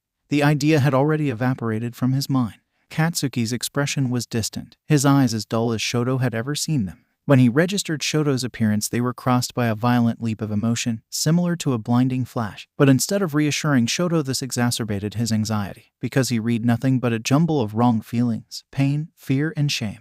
"What happened?" Shoto asked softly, carefully, as he knelt beside Katsuki. He put a hand on his brother's shoulder, expecting to be rejected as usual. Then, Shoto gasped when Katsuki hugged him fiercely. In that impetuosity, he recognized his brother. But there was nothing normal in the way Katsuki held onto him so tightly that it hurt, grabbing his shirt until he dug his nails into Shoto's back. Katsuki was trembling. Even though in hindsight Shoto would have blamed himself for this, at that moment he barely contained a fit of panic. It wasn't like him to lose his temper, but it wasn't like Katsuki to have a meltdown in his arms either. "What happens?" Shoto asked him again, now with a hint of pleading in his voice. "Talk to me, please." Katsuki didn't say a word, giving up on getting an explanation. Shoto held onto him as tightly as Katsuki was holding on. The whole situation had a veneer of the surreal, and, at the same time, it was heavily real. Katsuki didn't speak and didn't react. His body was cold despite the warmth with which Shoto was enveloping him. Only Katsuki's heavy breathing on his neck gave Shoto the certainty that his brother was awake. And that breath, becoming lighter, warned him that Katsuki had fallen asleep or passed out. Both possibilities appeared credible. Shoto made Katsuki lie down on the futon, letting himself be guided by automatic actions, tucking him in, cooling the left hand with which he had touched Katsuki's hot forehead. Everything that was in his power without being forced to think. It was a precarious balance. Shoto knew it, and he was forced to face it when the door was opened and his father appeared in the doorway. "Why aren't you in the gym?" he asked them. Shoto clenched his fist so hard his knuckles turned white as he shot a dark look behind him. "You should ask why your son is in bed," he replied. "You knew we were going to train today," father said. "I don't care if Katsuki is tired. You're old enough to accept your responsibilities. Wake him up, now." When Shoto didn't move, father approached them impatiently. "Come on, it isn't the time. Don't touch him." Father was genuinely shocked to have been pushed back by a wall of ice. "Don't you dare touch him," Shoto repeated. His anger was exasperated by the anguish of not understanding anything about the entire situation. "Katsuki is sick. I don't know what happened to him, but he had some kind of crisis and practically fainted. If anything, this is not the time to think about training." For a moment, Shoto was sure that father wanted to touch Katsuki's hair without jerking him or anything else. Not trusting, Shoto continued to stare defiantly at the man. That hand finally clenched into a fist and father's arm lowered. "Katsuki can stay here, but you'll come with me to the gym," he said. "Because my training is more important than his, right?" Shoto snapped. "Yes, it is." The brutal frankness with which his father admitted that he appreciated Katsuki less than him clashed with all the times Shoto had seen his brother spit blood to be considered the best. Shoto thought about how much Katsuki would suffer if he heard those words. Katsuki was strong, he appeared strong, but for Shoto he was the most fragile person that existed. Both his strength and his weakness were excessive, lacking balance. Sometimes Shoto was assailed by the anguished awareness that Katsuki was too easy to hurt. Something had happened to him that had completely destabilized his defenses, and no one in that house was worrying.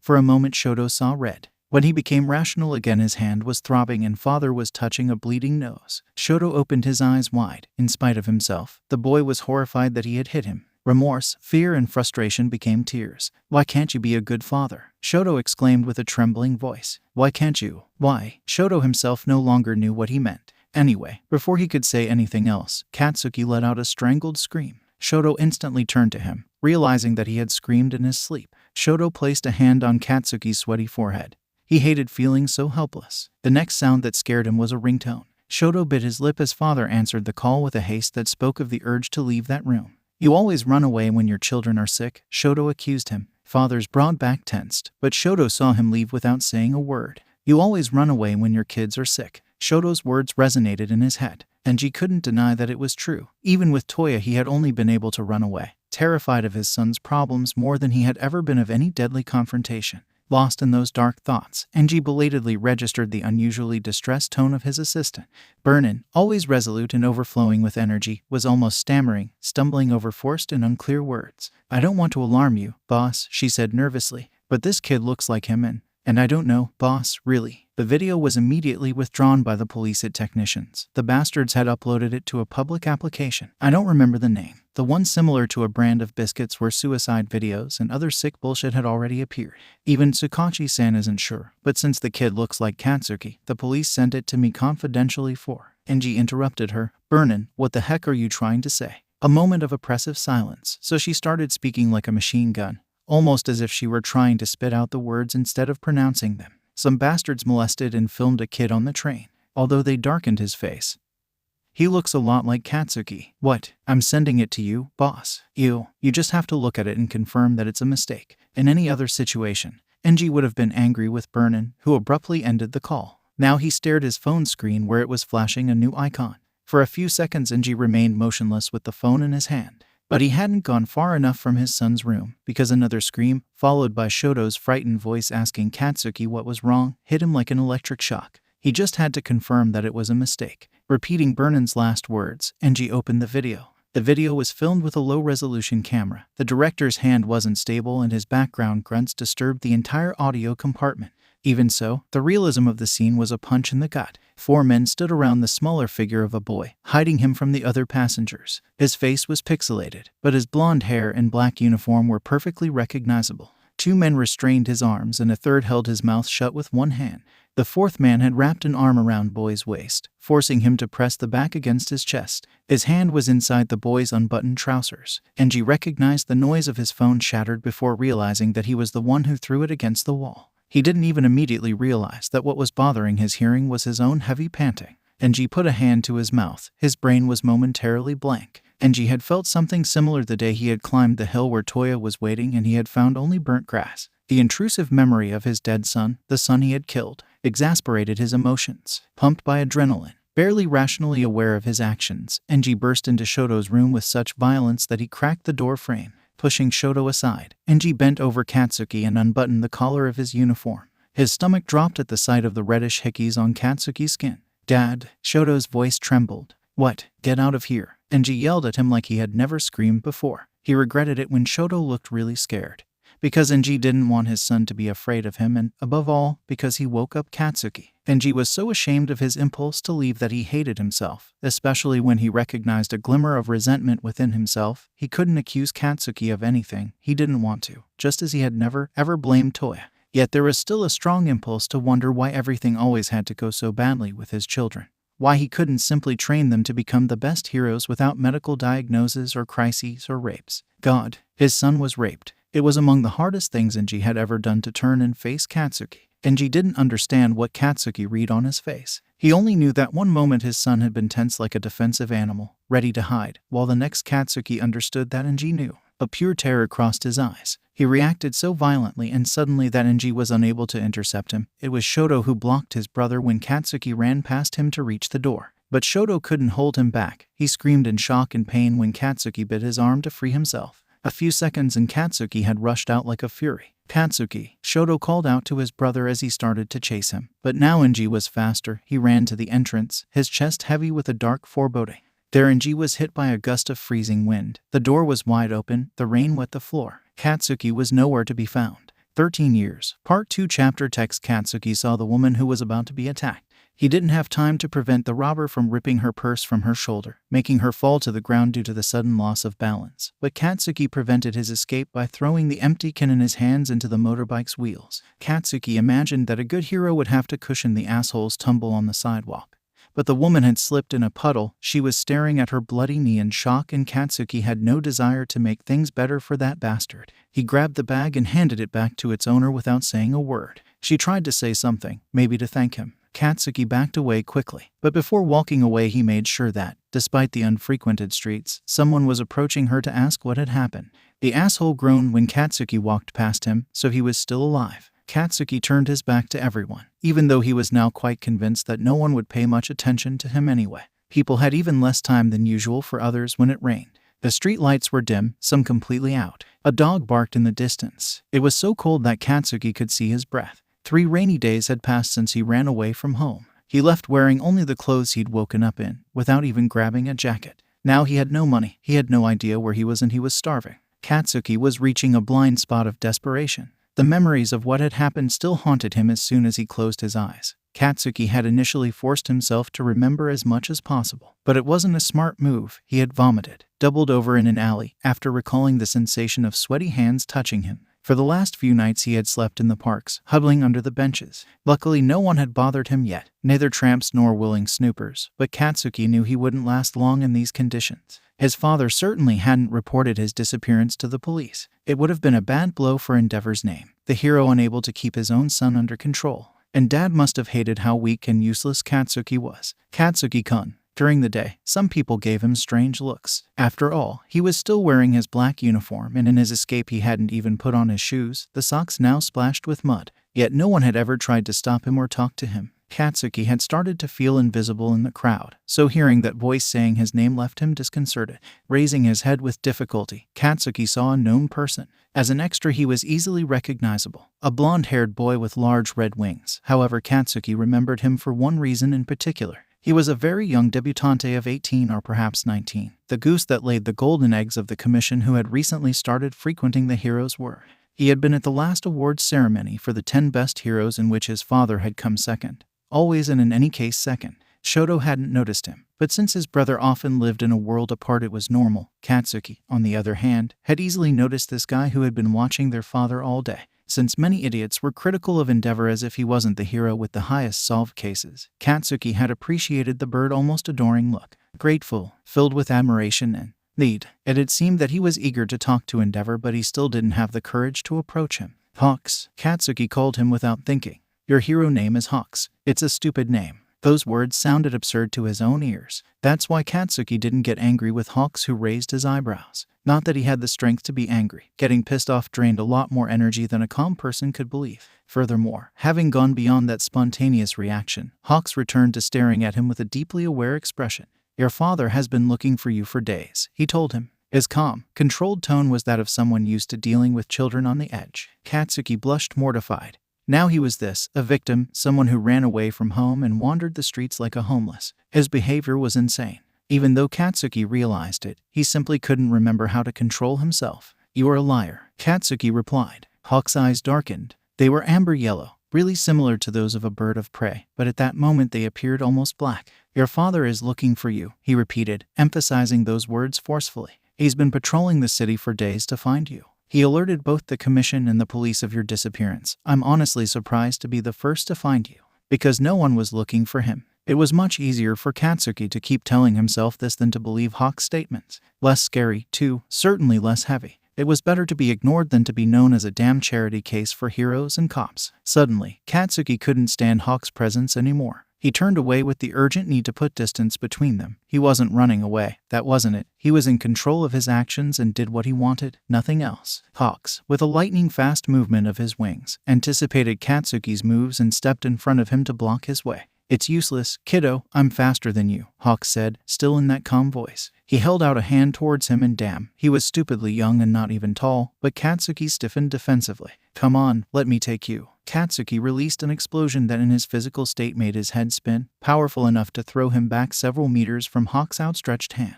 Overcoming dizziness, Katsuki entered a narrow alley where Hawk's wings would have gotten stuck if he tried to follow. His voice called out to him, now openly alarmed, but Katsuki paid it no mind. He instead summoned the little energy he had left to run. Katsuki only stopped when his body couldn't take it anymore. While catching his breath, Katsuki realized that he had entered another part of the city that he didn't know. But it changed little. Katsuki had been lost since the first day he got on a train at random and just as randomly got off at the last stop. Katsuki's heart had just restarted beating at a normal pace when a car pulled up. A middle-aged man, bald and well-dressed, looked out the window. He looked at Katsuki nervously, turning his head from one side of the street to the other. How much? He asked. Katsuki stared at him without really understanding. Nor did he realize who those women were, lined up on the sidewalk, who looked at him with caution, sometimes with hostility. The man quickly became impatient. How much do you want for a blowjob? He snapped. Katsuki couldn't help but stare at him in disbelief, not moving even after the man, with a hint of disappointment, went off to look elsewhere. The emptiness Katsuki felt was filled with an avalanche of emotions suddenly and violently, threatening to overwhelm him. Katsuki wrapped his arms around his stomach. He inhaled and breathed loudly for several minutes, until he was sure he had control. Someone wanted to pay him for sex. Shit. Katsuki closed his eyes as he trembled. He wanted Izuku. He wanted Shoto. He wanted his father. Staggering, Katsuki forced himself to pick up his pace. He walked around looking for an open shop. The first one he came across was a fast food, the kind of restaurants where the chefs use too many fatty condiments that he normally wouldn't go near even under torture. There had been only one time in the past, returning with Izuku from school, because a new line of heroic-themed prizes had come out. Come on, kids, clog your arteries for an All Might with his usual Barbie smile. The guy behind the counter was looking at him worriedly. Katsuki knew he was a complete mess.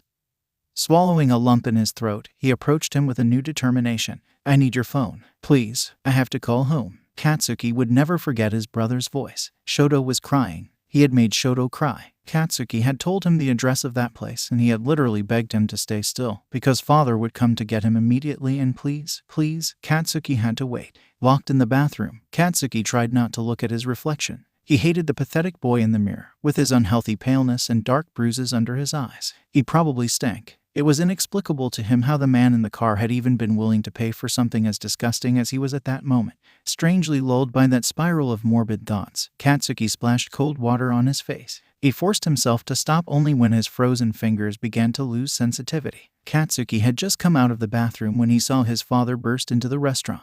Katsuki bit his lip to hold back a hysterical laugh at how out of place Endeavor looked. The plastic tables and chairs ridiculously toy-like compared to his powerful build. A fast food was no place for the number 2 hero, and this too was Katsuki's fault. He always distorted everything. Katsuki felt the weight of his actions like a boulder. He shouldn't have called Dad. He shouldn't have run away like a loser, and above all, in the beginning of everything, he shouldn't have been so weak as to be attacked. Weak and dirty. He shouldn't have been that fucking failure that his mother had abandoned as a defective remnant, and his father. 𝐂𝐲𝐴TSUKI. His father roar made him jump. Dad finally noticed his presence after frantically looking around. In an instant he had reached and slapped him hard enough to make stars explode in Katsuki's eyes. Then he hugged him. His father pulled him into a fierce hug, and suddenly, Katsuki hated himself so much that he trembled. I am sorry. Katsuki screamed into his father's chest. I'm sorry, I'm sorry, I'm sorry, I'm sorry. His sobs increased in intensity until Katsuki struggled to breathe.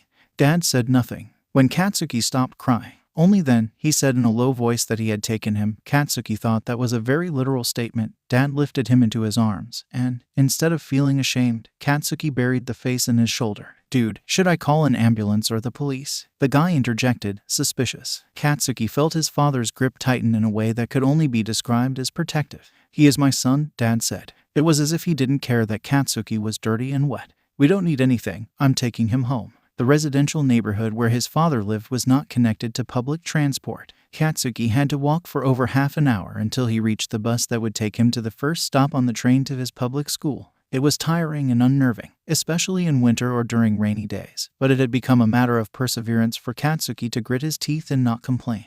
The train rocked and he was squeezed this way and that as the other passengers tried to get into the hot carriage, the air made particularly oppressive by their shoes and overcoats damp from the rain. Katsuki had prepared himself to endure shakes and bruises on his sides from other people's elbows.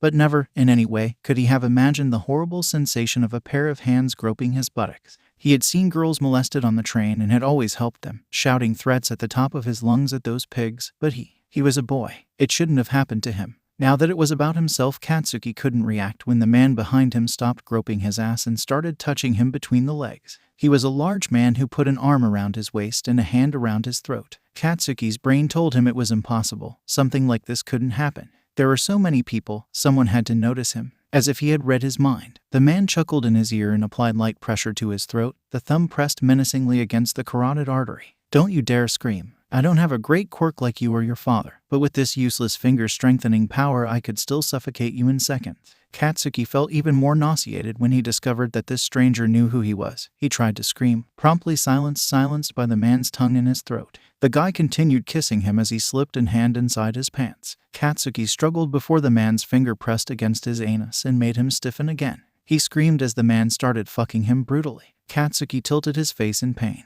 And when he did, he noticed something that made him tremble with shame. Other passengers were staring at him. The man smiled and began to penetrate him even faster with his finger. Nobody will do anything to help you. He whispered in his ear. After all, you are a recognized son of a whore. The apple never falls too far from the tree, right? Even though his eyes were blurry with tears, Katsuki glared at him. However, his will to remain strong broke down when he was surrounded by other men. Two grabbed his hands by the wrists and placed them over their genitals, rubbing them with a masturbatory intent.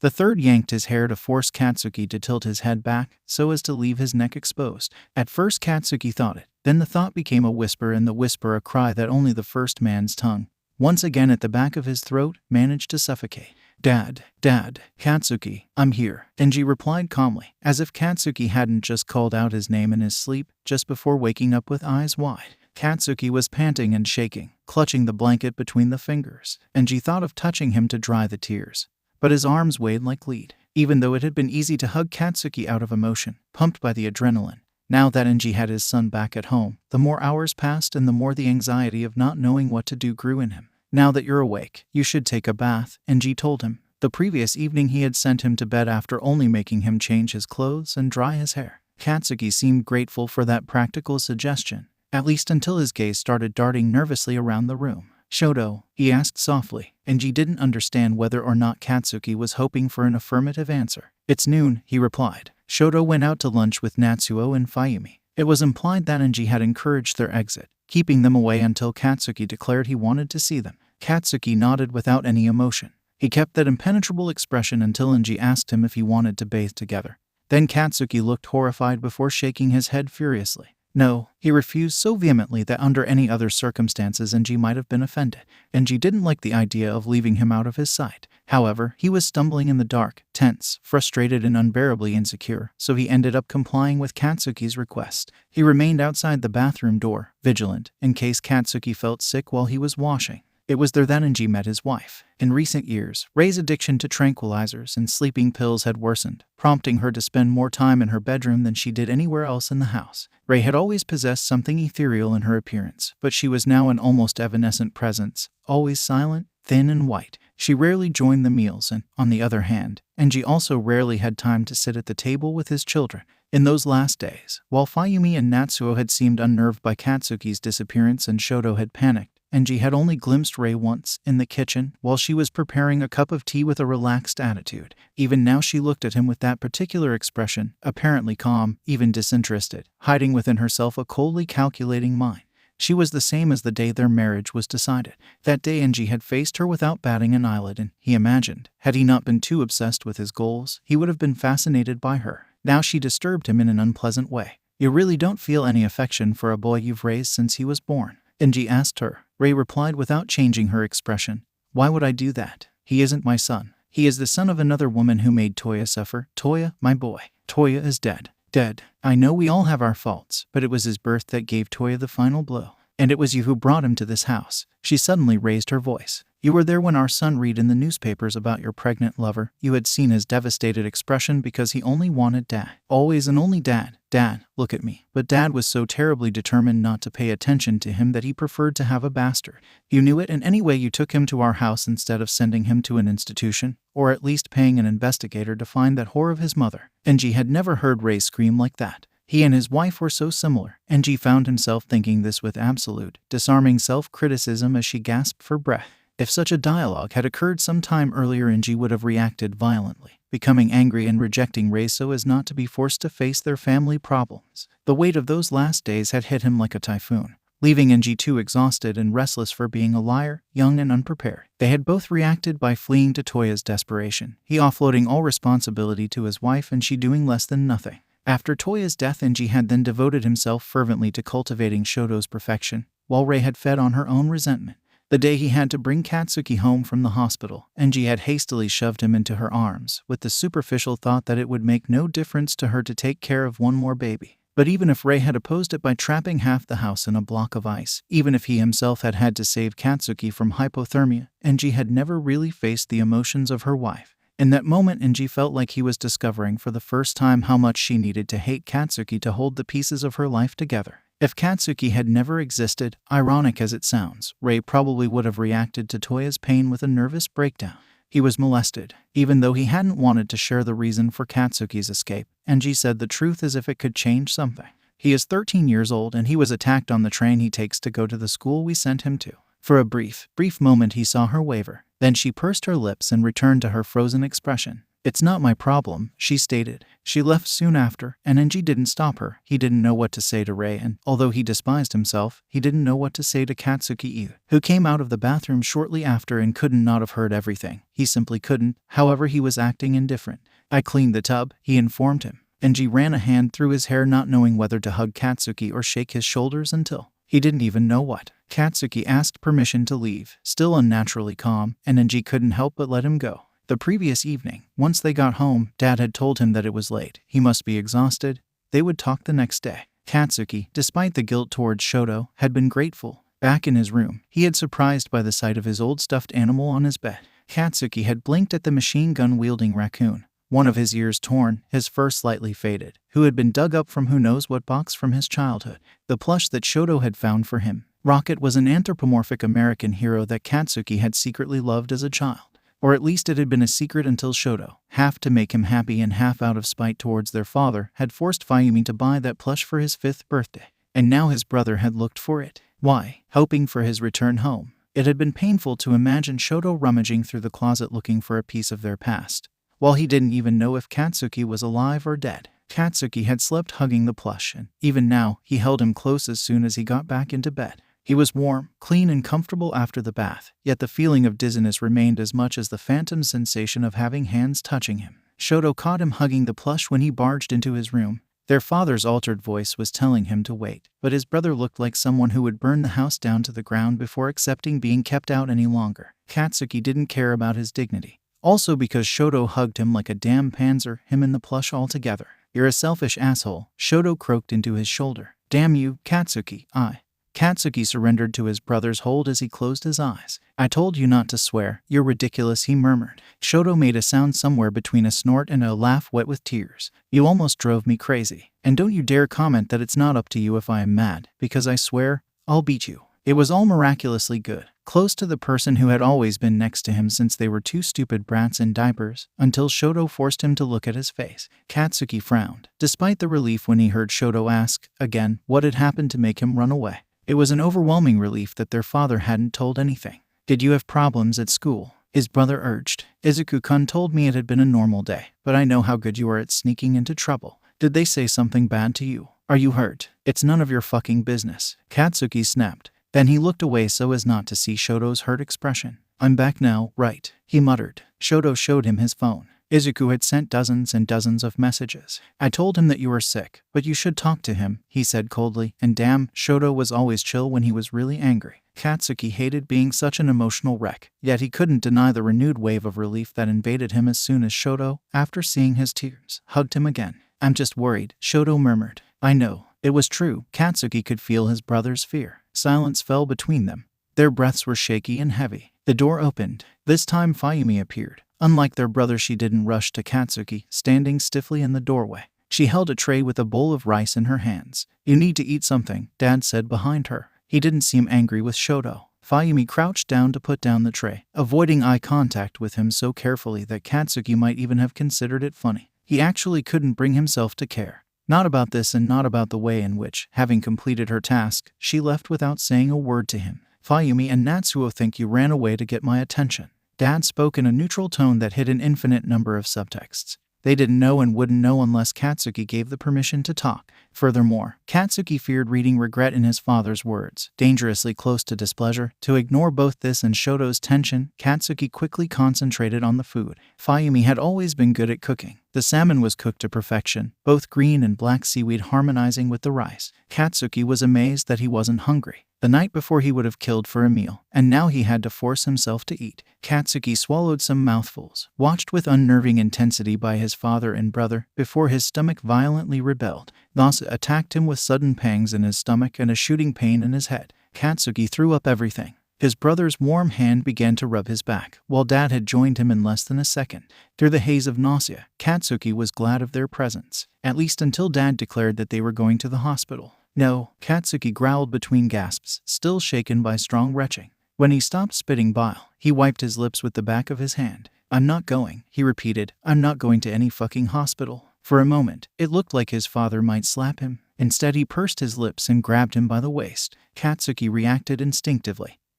He let out a piercing scream and an even louder explosion, a curse, then Dad dropping him to the ground like a sack. Katsuki could hear the frantic beating of his own heart in his ears. His hands were shaking. Shoto tried to get closer and Katsuki released more explosions to keep him away. "I am not going," he screamed so loudly that he hurt his already irritated throat. A splinter from the exploded tray had hit his brother. Shoto's cheek was bleeding and their father's shoulder was also injured, because Katsuki was a fucking monster who hurt those who were stupid enough to love him. It was totally understandable that Dad dragged Shoto away. Katsuki wanted to scream to call them back, begging them not to abandon him. He crouched down, his arms wrapped around his stomach and his forehead resting on the ground, and cried without making a sound. Katsuki had finally passed out from exhaustion. When he woke up he felt cold and sore. The light that filtered through the curtains was dimmer. Katsuki pulled his knees to his chest and curled up as much as possible to retain some warmth. He didn't want to think about the fact that Shoto had always been willing to warm him up during the winter. In that half-asleep state, Katsuki listened as if through a buzz to the voices in the corridor. "I should have taken him to the hospital last night. It was better for him to go home, believe me." His father's voice was caustic. I can imagine how reassured he was to return to this warm family nest. A pause, or it was Katsuki who disconnected from the conversation. Then the statement that made him heedful again, pushing him into a state of alert. "Endeavor-san, please, let me talk to him." Katsuki didn't have time to consider whether or not to go out the window when the door to his room was opened and red wings entered his vision. Hawks had one hand on the handle and the other stuck in his trousers pocket as if this were the most normal situation he had ever handled. Katsuki blushed as he realized he was hugging a plush in front of a stranger's eyes, but Hawks just smiled and put a finger to his lips. "I also have a plush like that," he said. "After a very hard day, I still sleep hugging it." "Fucking creepy," Katsuki whispered. "Then, and what did you come to do anyway?" he asked sharply. He stiffened when Hawks sat cross-legged next to him. "After you almost blew my face off, I looked for you all night," he replied smiling. "So, when I heard the news report about your find this morning, I thought I'd come and say hello." Katsuki felt embarrassed despite himself. In hindsight, it was a feeling that he would have chosen a million times over the fear that tightened his stomach after Hawks, becoming serious, looked intensely into his eyes. "When I was a child, my father sometimes sold me to men with special interests," he said, without giving him any preparation, although Katsuki was aware that the most thoughtful turns of phrase in the world would still not be enough. He would have begged Hawks to be quiet if his tongue hadn't remained stuck to the roof of his mouth. "When the commission ordered me to carry out a complete checkup, I went crazy. No one should see me naked and no one should try to touch me," Hawks continued. "Shut up," Katsuki croaked. "They did it anyway and now I know it was for the best.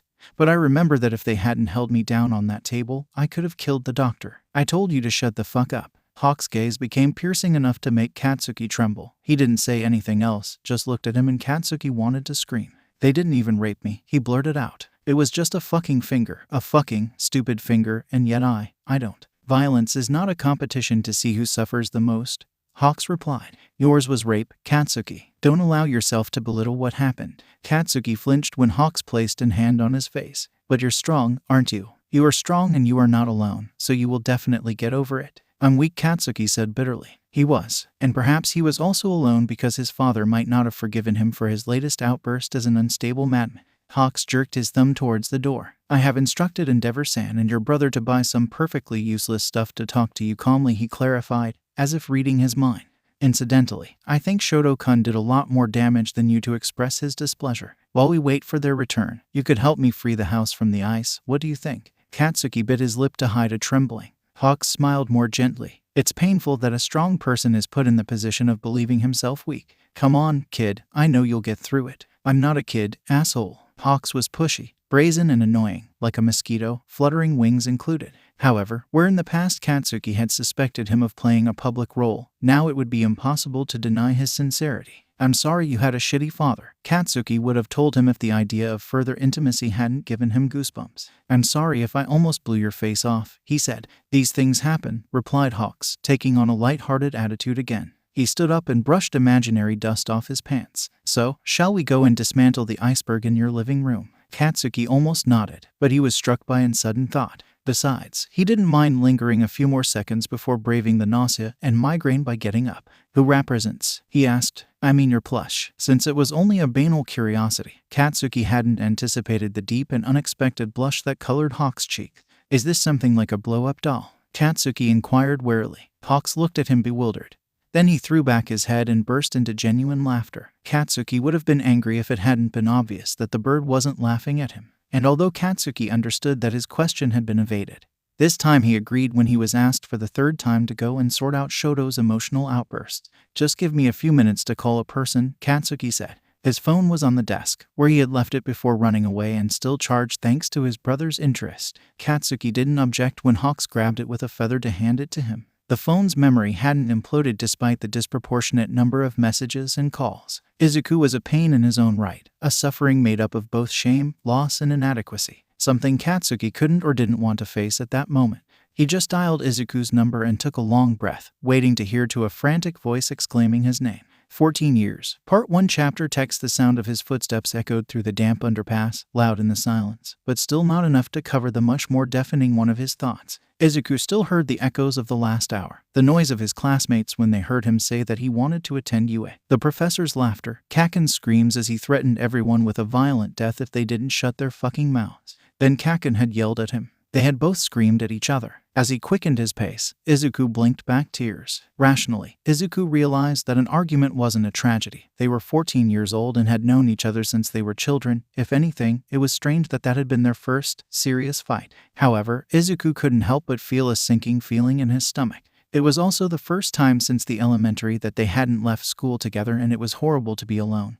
More than Izuku had ever imagined. Without Kaken by his side, he lost a fundamental part of himself, and no, Izuku didn't think it was dramatic or anything, because, finally, a new body. Those words in his ear were the last thing Izuku heard before gasping from the sudden lack of oxygen. Izuku struggled uselessly in the muddy mass that had enveloped him. The agony lasted a few seconds, during which Izuku thought he was about to die and that he would die without having made peace with Kaken.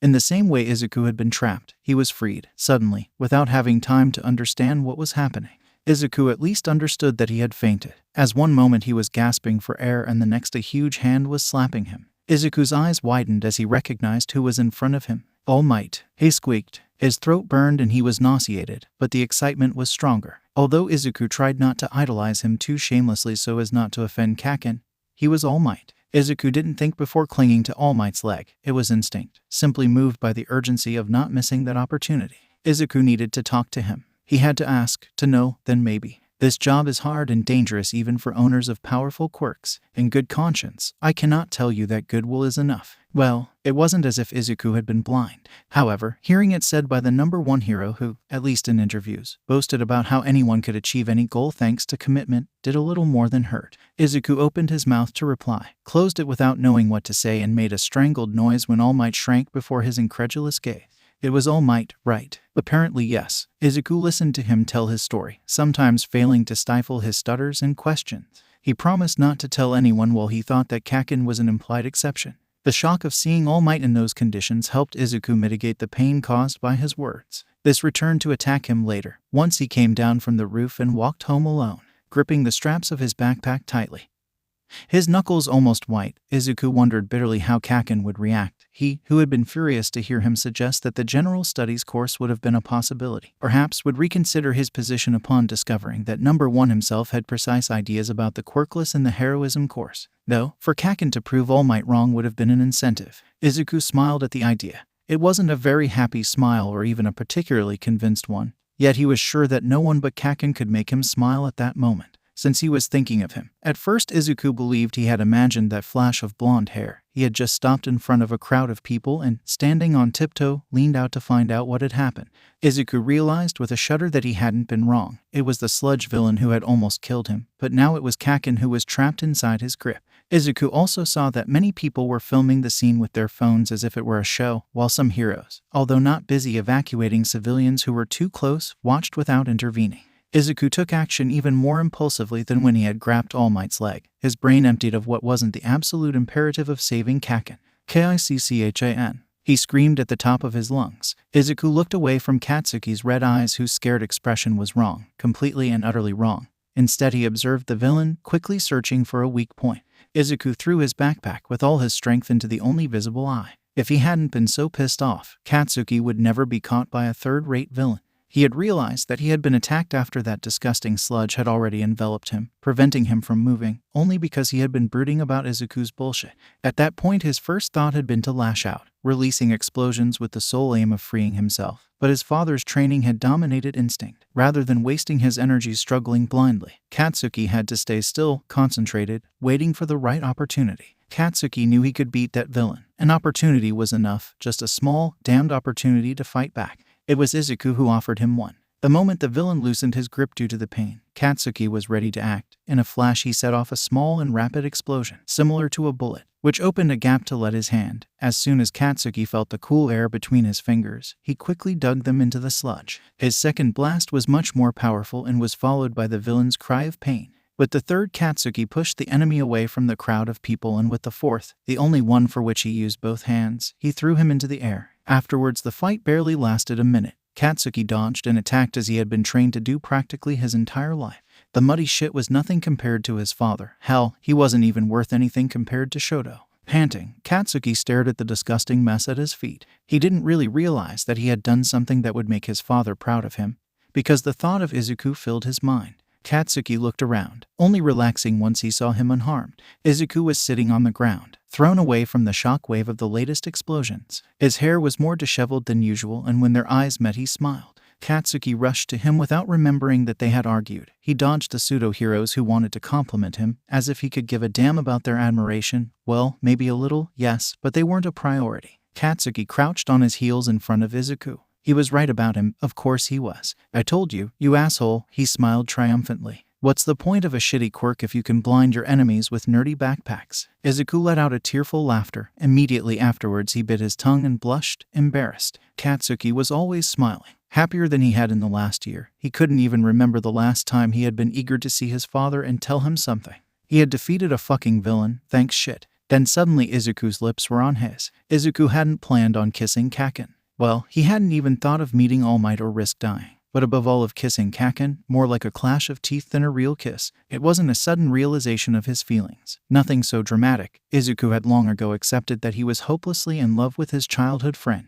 Izuku knew he loved Kaken. The problem was that he had basically just assaulted Kaken. However, Izuku had feared dying. He had believed that Kaken could die, and he had never stopped looking at him with that proud expression. Adrenaline pumped through his veins. Izuku had the courage to look at Kaken, and his heart sank as he saw him pale, stiff, and absolutely not happy. Before witnessing the destruction of the most important relationship in his life, Izuku spluttered an apology and stood up. He ran away like a coward, his vision blurred by tears. Kaken didn't follow him. Izuku took a long, shaky breath. His phone vibrated like crazy with Twitter notifications. At first it didn't worry him. After all, he only followed accounts that reported news about heroes. Then his breath hitched as soon as he realized what the trending topic was. People were talking about the sludge villain thanks to all the videos shot in real time. However, the real gossip was what Izuku had done. Their kiss. Kaken had defeated a villain, as exceptional as he had always been in Izuku's eyes. But because of him, that feat had become a secondary topic, barely mentioned among the superficial chatter. Izuku couldn't fight back the tears.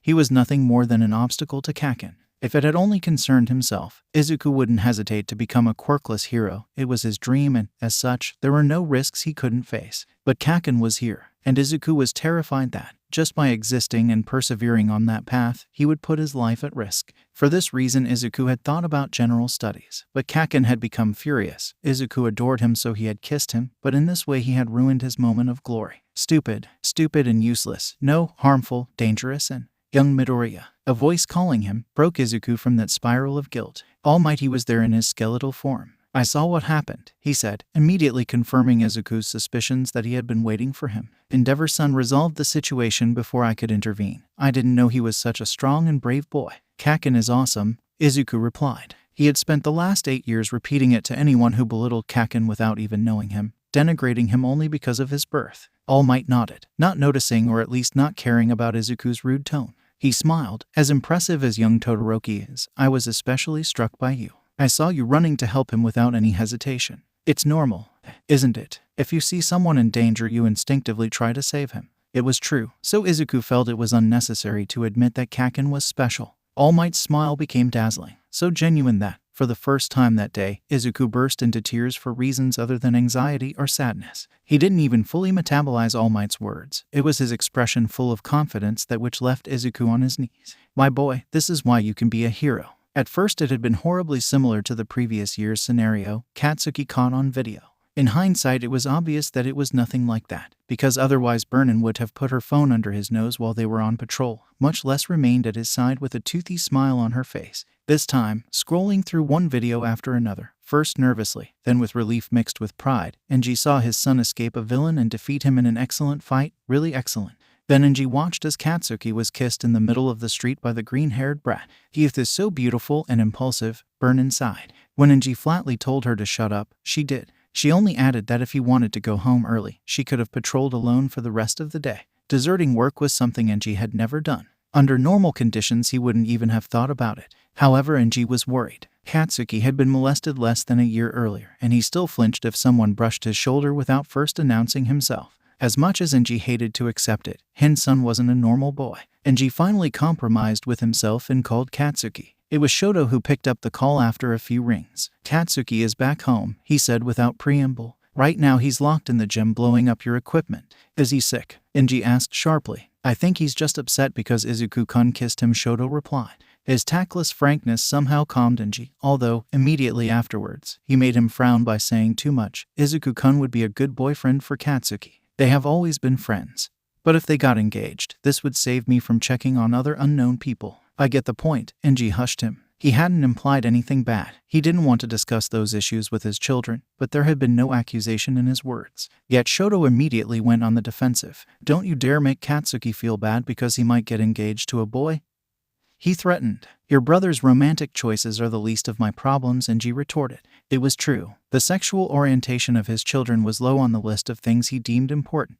"It doesn't matter as long as we're strong, right?" 𝗧𝗪 said resentfully. He then became even more harsh. "Or is it because you only care that I get married and make heirs?" "Damn it, 𝗧𝗪, stop it once and for all." 𝐻𝐸 regretted yelling so aggressively. He took a deep breath and forced himself to remain calm. "𝗧𝗪, I want to talk to your brother," he asked firmly. For several seconds, his son's hesitance rang loud and clear in the silence. Then 𝗧𝗪 knocked on the gym door. "Katsuki, Dad is calling." 𝐻𝐸 heard them talking, their voices muffled by 𝗧𝗪's hand that was tightened around the phone. 𝐻𝐸 was starting to think that his son didn't want to talk to him, the first time he could remember since those cursed days, when Katsuki finally picked up the line. "Dad." His voice didn't sound afflicted, but it didn't sound as loud as it should have. Even though he was the one who called, 𝐻𝐸 realized that he didn't know what to say. Though 20 years of experience as a hero had taught him how to ask his 14-year-old son if being kissed had reawakened his trauma, Katsuki had always been too smart and perceptive. He anticipated him without needing 𝐻𝐸 to say anything. "I am fine. I'm not that weak," he stated. 𝐻𝐸 risked snapping again, always impatient when Katsuki acted in that childish way.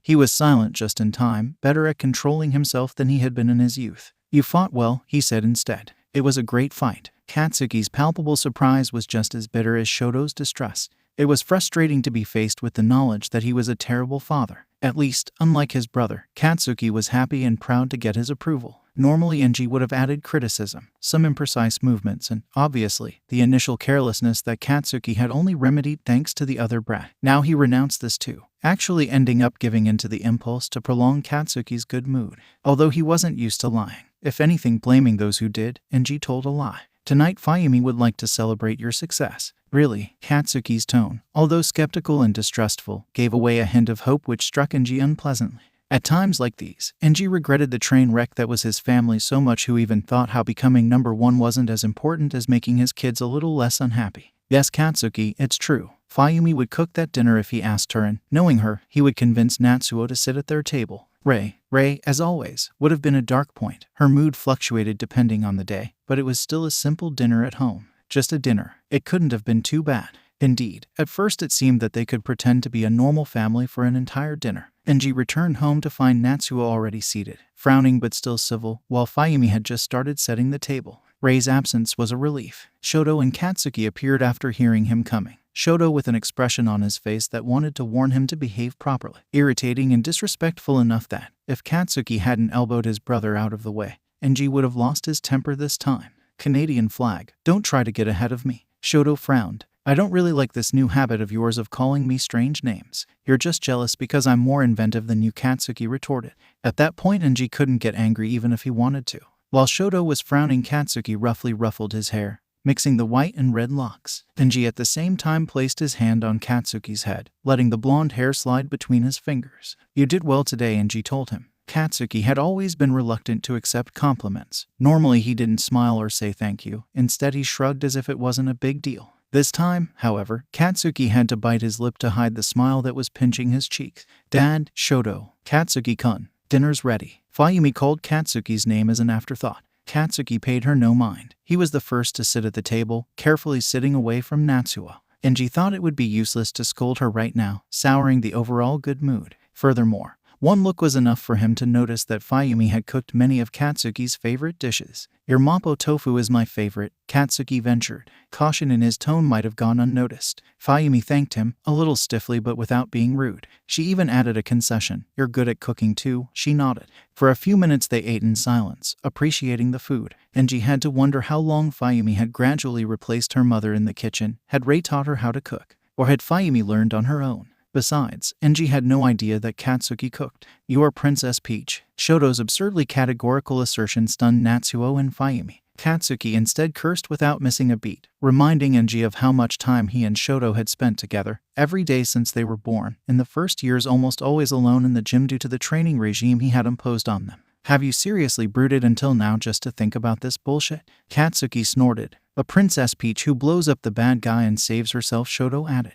"However, you have blonde hair and a worrying tendency to get into trouble in common." 𝐭𝐸 tensed, but it didn't seem like Katsuki was thinking back to what happened on the train. "Have you developed suicidal tendencies?" He growled at Shoto. "No, I don't think so," he replied impassively. They continued to argue without any bite, even though Katsuki's impetuosity could seem aggressive to those who didn't know him. 𝗵𝘃𝗲 was disapproving, whether for the language or the simple fact that Katsuki's voice resonated in the room. On the other hand, Natsuo had been so silent up until now that 𝐭𝐸 had thought he would never open his mouth. His sudden question had the effect of a bucket of ice water, freezing the atmosphere in an instant.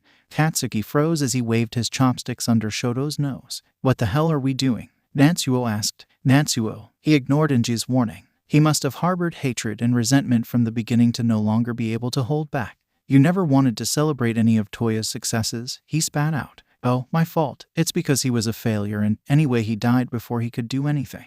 𝐭𝐸 clenched his fists. "Natsuo, stop it," he ordered. "You shouldn't even care about this bastard. He isn't as strong as Shoto and is bad, violent, with a horrible temperament. He's the cause of your son's suicide. Why do you pay attention to him? Look at him. Damn it, really look at him. He's just a mistake that had been destined for abortion." The slap sounded like the crack of a whip. 𝐭𝐸 still had his hand raised, even with a trickle of blood dripping from his nose. Natsuo seemed more astonished than anything else at having been slapped for the first time in his life. Shoto, who had jumped up furious, closed his mouth after 𝐭𝐸's handprint appeared on Natsuo's cheek. In purely semantic terms, "The whore is your mother." Katsuki's words broke the oppressive silence that had fallen, brutal and unexpected. His voice sounded almost surreal. His red eyes were the mirror of a stormy calm. "My mother is a manipulative bitch, but she never got paid to fuck," he said. "On the contrary, your mother set a price that dad paid to her family to marry her. That's what whores do." "Little shit." Natsuo tried to hit him, blind with rage. Katsuki dodged his punch effortlessly. 𝗵𝘃𝗲 was livid, her shoulders shaking, while Shoto looked painfully conflicted, without knowing which side to side with.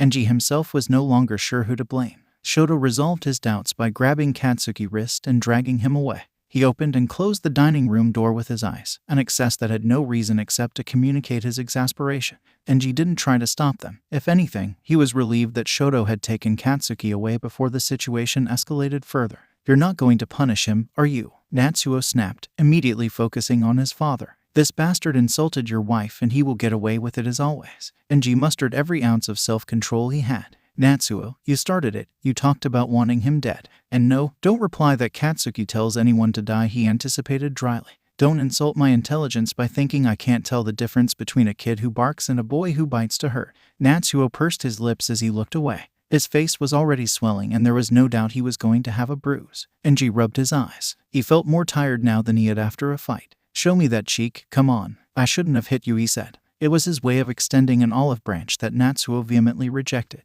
"Fuck you. You know what? If he's allowed to talk like a longshoreman, then I can tell you to fuck off." Natsuo quickly walked out without giving 𝐭𝐸 the opportunity to react. Left alone with him, 𝗵𝘃𝗲 looked for a few seconds their interrupted dinner, her expression tense and unfairly tired for her age. She was avoiding looking at him. "I'll take care of Natsuo," she murmured softly before following her brother. Although she couldn't see him, 𝐭𝐸 nodded. Katsuki knew he couldn't wait any longer to talk to Shoto. He was biting his lip, which in itself was a sign of nervousness, and was looking obstinately at anything but his brother's face. "Shoto, listen to me. It's okay." When Katsuki tensed up, Shoto wished he had expressed himself differently. He didn't want to silence him, he just thought they really should drop the subject. But he wouldn't have been Katsuki if he hadn't stewed in doubts until they faced them. Remembering this, Shoto tried to present his thoughts in the most incisive way possible. "Obviously, I'm not happy if you call her a whore," he said. "She is still my mother, and although I disapprove of her behavior, this will never change. Nonetheless, you are my brother, and I know very well that you reacted because Natsuo's words made you feel bad. Yes, Katsuki, don't mumble, you can be hurt, it's not weakness. I fucking hate you. I love you too." Shoto imperturbably dodged the pillow Katsuki threw at him. For years they hadn't needed to talk to each other to know when they were about to sleep in the same room. They had a tried and tested routine, usually Katsuki taking the second futon out of the closet while Shoto went to the bathroom. Sometimes he had tried to prepare the bed himself, but Katsuki had told him that he sucked at folding the blanket. They had already turned off the light when Shoto tried to resume the topic that Katsuki had already nipped once, about Izuku-kun. "Say another word and I'll kick you out. This would be my room, you know." A fucking negligible detail. Shoto didn't comment. While he gave up insisting, he wanted to make at least one clarification. "Anyway, Izuku-kun is good for you." This time Katsuki's pillow hit him on the nose. As children it would have degenerated into a brawl which only their father, at least a very altered 𝗵𝘃𝗻𝐵, would have put an end to. In some ways his brother hadn't changed since their childhood. But among the differences there was certainly the fact that his biorhythm had become that of a hen. Shoto saw him yawn and, once he got his pillow back, turn over on his side to sleep. Unlike his brother, Shoto struggled to sleep and struggled to get out of bed in the morning. "Good night, I guess," he told him. "Hey, if you're still not asleep in an hour, instead of staring at the ceiling like a frozen fish, wake me up, so I'll go make you some chamomile tea. That or I'll hit you on the head to make you pass out, depending on how much you will annoy me." They both knew it was a lie. After all, Shoto had been spoiled by any kind of late-night snacks. Katsuki could deny it, but he had learned to cook for him. However, Shoto had already decided that he would let his brother sleep that night. He nodded because Katsuki was waiting, so he prepared to wait patiently for sleep. Shoto was actually staring at the ceiling when he heard the door open. He quickly closed his eyes so he wouldn't have to talk to their father. Shoto listened to his footsteps stop next to the bed. Slowly, his big hand rested in Katsuki's hair. Shoto bit his tongue to keep from snapping at him to stay away. It was all Endeavor's fault. If he hadn't placed his burdensome goals on Toya's shoulders, maybe his older brother wouldn't have been stressed to the point of self-destruction. And if Toya hadn't died, their mother wouldn't have been so unhappy. She would have loved Katsuki or, at least, been kinder to him. Even Natsuo and 𝗵𝘃𝗻𝐵, consequently, wouldn't have been so conflicted about his existence. Their entire family would have lived better, and for what? Why was everything bad? Was this the price to get the stupid first place in the rankings? Beat all might. Shoto clenched his fists under the blanket. Their father remained still for a few moments, his hand resting on Katsuki's head, until he left as silently as he had entered. After a sleepless night, spent tossing and turning in bed without finding peace, Izuku got up at dawn. He was supposed to meet up with All Might in less than an hour, which was in itself a source of nervous anxiety. So running through the deserted streets would be better than staring obsessively at his phone. Katsuki hadn't written to him since the day before. Izuku hadn't contacted him either. Sooner or later he would have to do it, at least to talk to him about that topic. But for now the fear of being rejected was still too paralyzing. Izuku dressed quietly so as not to disturb his mother's sleep. He had just closed the front door behind him when,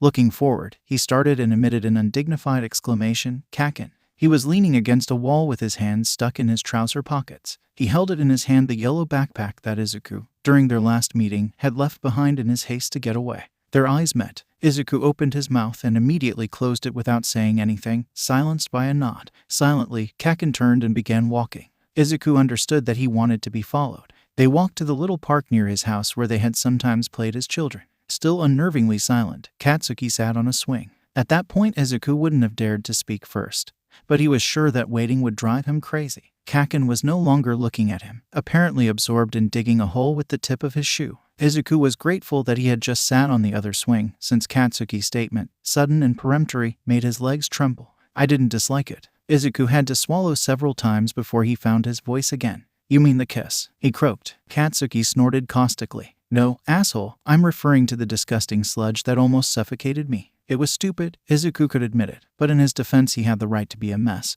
That's why he ended up taking Kaken's words seriously. "I'm sorry," he whispered hoarsely. All he could think about was that he had forced that kiss on Kaken. Katsuki looked at him strangely before a realization flashed across his face, then rolled his eyes, exasperated. "Izuku, of course I meant your fucking kiss," he sighed. Izuku was still staring at him with a troubled expression, so Katsuki pinched his cheek. "Nerd, get a hold of yourself." Katsuki's hand under his chin forced Izuku to lift his head. It was enough for him to look into his red eyes, fixed and severe, absolutely serious, to immediately be more aware, and also for wanting to cry. "I love you," Izuku said in one breath. "I swear to you, Kaken, I love you madly. You're amazing, you're going to be an amazing hero, and could you say something? Please, because I know I won't stop talking until you lose your patience and make me explode." The kiss with which Katsuki silenced him was better than the first one. Obviously, Kaken was also good at kissing. Izuku suppressed the sudden rush of jealousy at the thought that he might have kissed someone before. Anyway, it was impossible. Izuku hugged him eagerly. Katsuki, although muttering about how nerdy and clingy he was, buried his face in Izuku's hair and let him do it.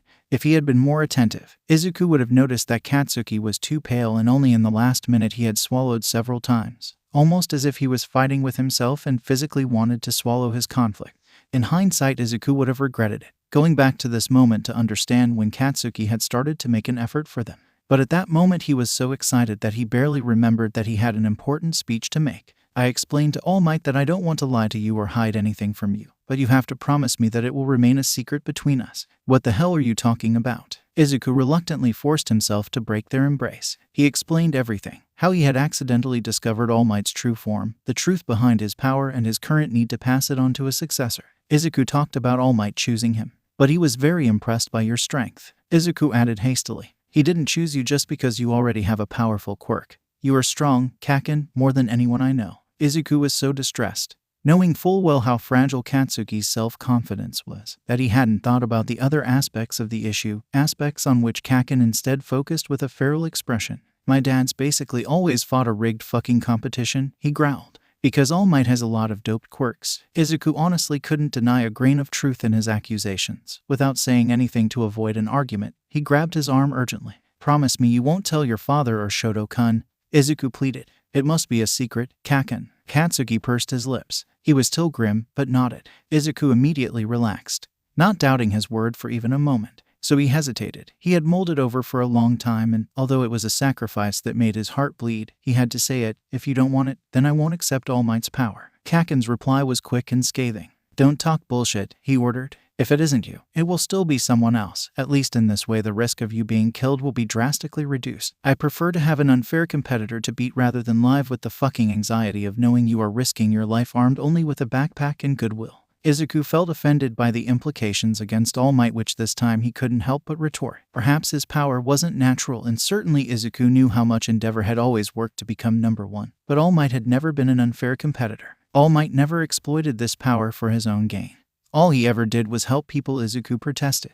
Katsuki crossed his arms over his chest. "My father often boasted a higher number of solved cases than him," he retorted stubbornly. "Arrests, not civilians saved." Izuku couldn't help but point it out, but he regretted it as soon as he saw Kaken's nostrils flaring, a clear indication that he was about to explode. "I don't want to argue," Izuku begged. "Not today and not with you. Could we rewind the last 2 minutes and go back to when you told me you were okay with me becoming All Might's successor? Maybe even 5 minutes ago, after we kissed and I forgot how to breathe." "Hopeless nerd," Katsuki insulted him. This was normal and reassuring. Instead, Kaken's reaction was unexpected when Izuku reluctantly told him that he had to go. "All Might is waiting for me at Takoba Beach," he confided. Kaken didn't bat an eye. "I'm coming with you," he said. Izuku didn't know what to answer. He would always want Kaken with him. However, All Might hadn't been happy to share their secret. Kaken was still in a terrible mood and Izuku really wanted to postpone their meeting.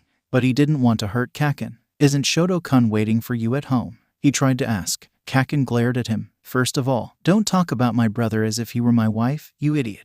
Besides, it's 8 o'clock on a Sunday morning. Before 11 Shoto will be dead to the world." "Right." Izuku had lost count of how many times Kaken had arrived at school late because, apparently, making Shoto-kun a functioning human being in the morning was a long and demanding undertaking. "If you don't want me to come with you, just fucking say it." Kaken's intuition had always been bestial. Equally obvious was that he was disguising his disappointment with an aggressive attitude, and disappointing him or making him feel bad was simply against what Izuku was programmed to do. "Of course I want you," Izuku exclaimed. He shook his hand firmly. "Kaken, there is no one I trust more than you." Katsuki didn't seem entirely convinced, but even though he muttered how stupid Izuku was, he didn't refuse his hand.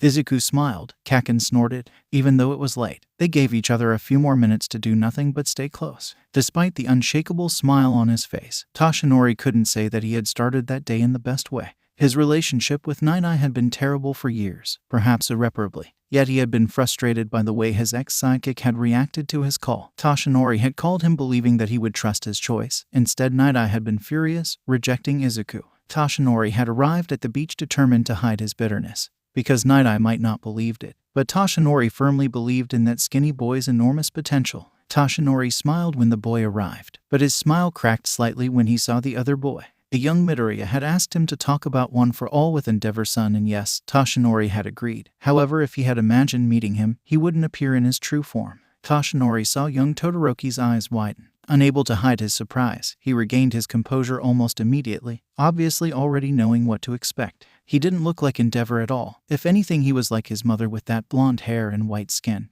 Not that Toshinori had ever met her. Like most heroes, Hero Number 2's lover was a living rumor in their world. He didn't look like his father, yet that boy had a way of looking at him that reminded of Endeavor. Toshinori wasn't naive enough to ignore their exasperated spirit of competition. Young Todoroki Toshinori greeted him. I trust that the young Midoriya has already told you. I'm not an idiot. I know it's a secret, he snapped. Toshinori ignored the boy's rude tone without losing his smile. Very well, he nodded, raising his thumb. Well, there is no reason to dwell further on the topic. Let's get back to us. Young Midoriya, take off your shirt. The young Todoroki reacted with a vehemence that shocked Toshinori.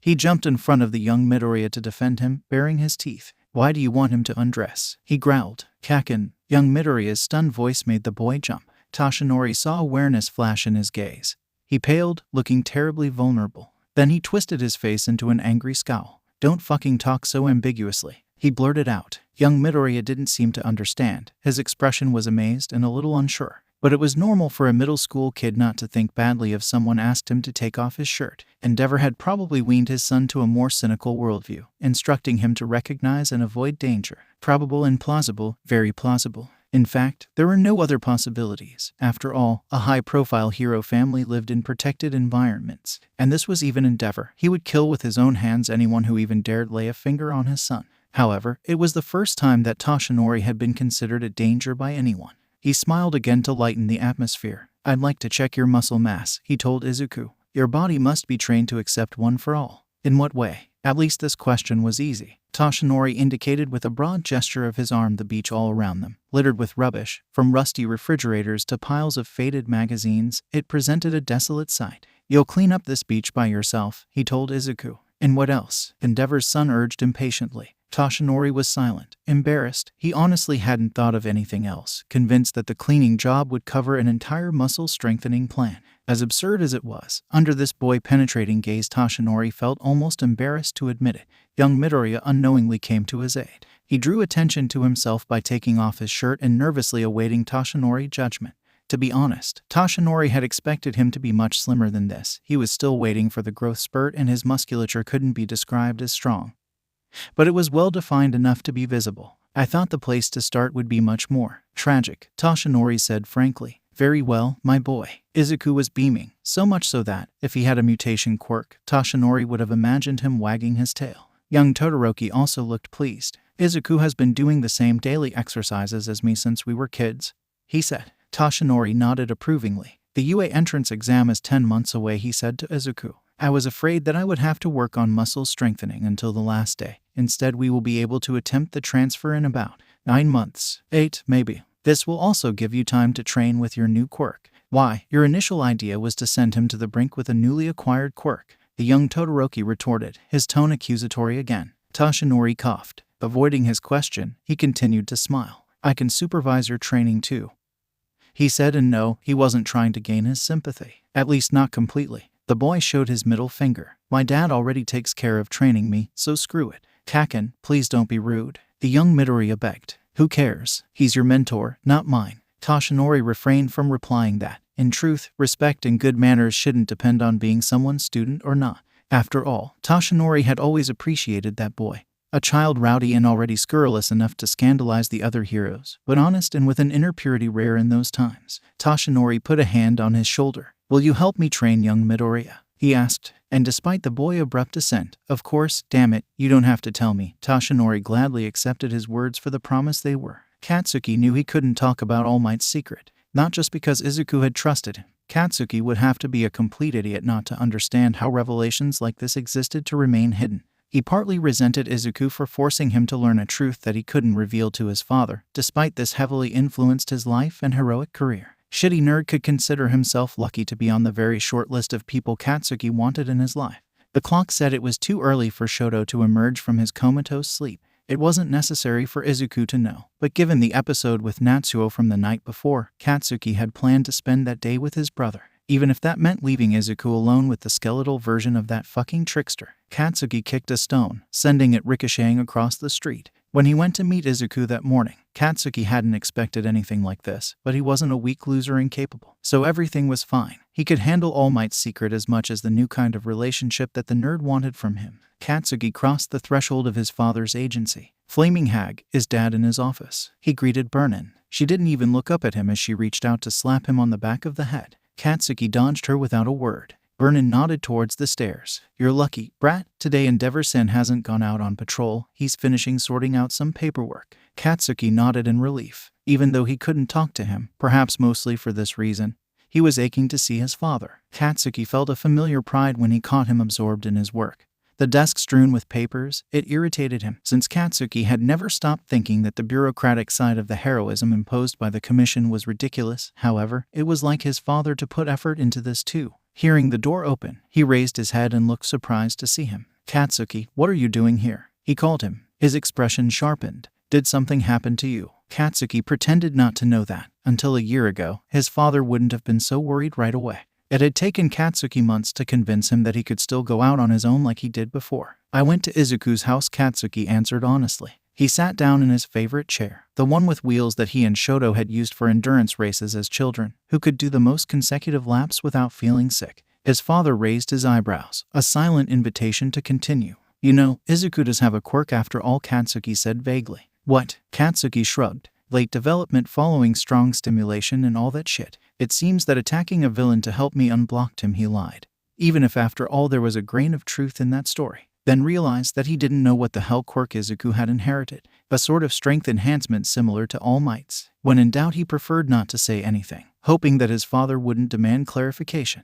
Luckily, he just nodded. "And you came to my agency to tell me about Izuku-kun?" Dad asked. Katsuki looked into his eyes, unable to escape his attentive gaze. As a child, he would have done anything to be stared at by Dad. It was embarrassing. But even now, Katsuki had to suppress the urge to ask him for attention. "For me, you have always been the number one," Katsuki stated. He couldn't tell him about All Might, but at least he was free to say this. "You are strong, brave, and determined. No other hero but you, despite already being at the top of the rankings, would even work on Sunday without delegating anything to his assistants. You have always been the best. Fuck what other assholes say." His father was visibly surprised by his words. Then he clenched his jaw with an expression that might have appeared severe, but Katsuki knew he was being purposely neutral. Both had difficulty accepting compliments naturally. "Did you do something?" he insinuated. "Katsuki, if you buried a body in our garden, I want to know now." "What? No," Katsuki protested indignantly. Jokes never seemed like jokes with his father. Or maybe he hadn't been joking at all. Anyway, he had to believe in his innocence since he never asked again about alleged murders. Dad glanced at the interrupted work, at the clock, at him who had begun to turn idly in the chair. Dad crossed his arms on the desk and leaned forward. "Let's make a deal. If you'll help Burnin while I finish cleaning up these reports, we will go to breakfast together." Katsuki smiled cheekily. "Hell, yes. Done deal." The next 9 months were the most hectic, exhausting, and fulfilling of Izuku's life. Kaken often failed to accompany him to the beach and, faithful to his obstinacy, he never participated in All Might's training. At school, however, he never stopped watching him like a hawk, and after Izuku spoke about his concern for his mother, already busy with work and now burdened with the task of cooking him a special diet menu, Kaken started to bring him the bento no less than 3 times a week. It took Izuku about 2 months to realize that Kaken himself was cooking. Sometimes his fatigue was such that it overwhelmed him, but he always gritted his teeth and persevered, because even though he might crawl into bed with every muscle in his body screaming in pain, even the ones he didn't even know he had, it was still the realization of a dream. He was training with All Might. He would have a quirk. Kaken had agreed to go out with him. And now, a month behind the set goal, Izuku observed the immaculate beach from the top of the last pile of garbage that he had just finished piling up. He was dirty and sore, but also elated. Izuku screamed at the top of his lungs to vent the adrenaline that was pumping through his veins.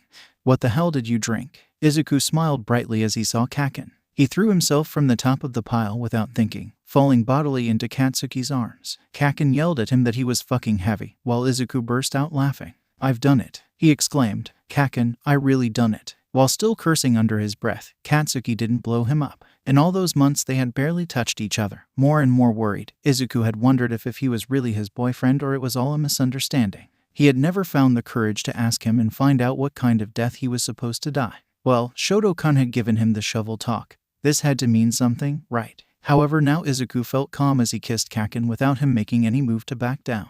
Izuku grew bolder, eager to touch him. He slipped a hand under Katsuki's shirt, resting the open palm on his stomach. Kaken's skin was hot, and Izuku could feel his muscles rippling beneath the fingertips. Before Izuku could notice how tense Katsuki was, a cough made him jump. "All Might," Izuku squeaked breathlessly. He hastily stood up. He would have started babbling in panic if Kaken hadn't intervened firmly.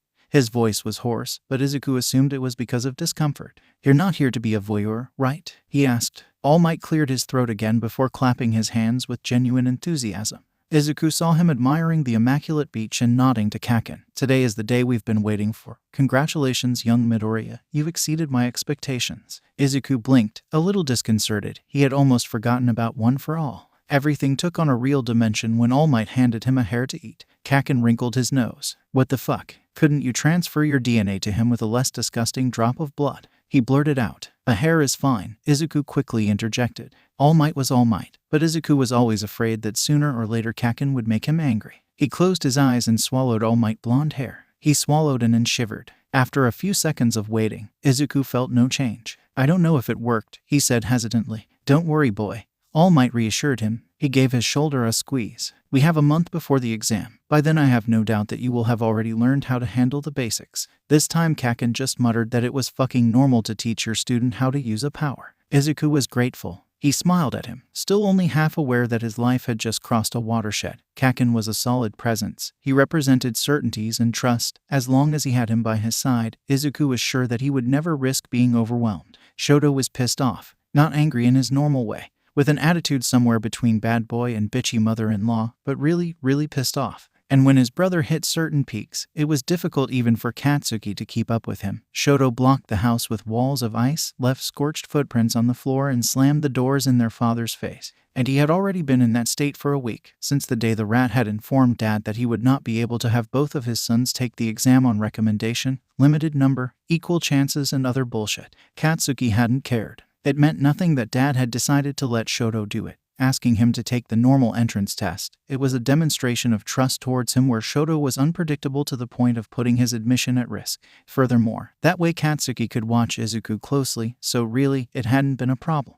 Shoto, on the other hand, had taken that bullshit as an intolerable affront. That morning Katsuki had to yell at him to go take the exam, but Shoto hadn't listened. Then Dad had lost his patience, yanking Shoto by the arm and growling in his face. Katsuki had stiffened, because there was nothing he hated more than seeing his father and brother jump at each other's throats. Maybe Shoto had seen it on his face. Lips pursed, he had abruptly freed himself from Dad's grip and left the house alone. Their father had followed him to make sure he was actually going to UA. From that moment on, Katsuki had no longer heard from them, no matter how many dirty looks he shot at the clock guilty of moving too slowly. Dad was the first to return. He threw open the front door, his gestures as impatient as his expression was gloomy. When he found Katsuki waiting for him, he stiffened his shoulders, an instinctive reaction that made Katsuki frown. He had told that he didn't care how he would take that fucking exam. However, Shoto's blame had exacerbated Dad's sense of guilt, and when Inji Todoroki blamed himself, he would get in a very bad mood. Did Shoto kick the extras' asses? Katsuki asked without preamble. His frankness seemed to relax his father. At least he sighed resignedly, appearing less rigid than before. Your brother took the exam, yes, he said. Katsuki nodded. Well, and you?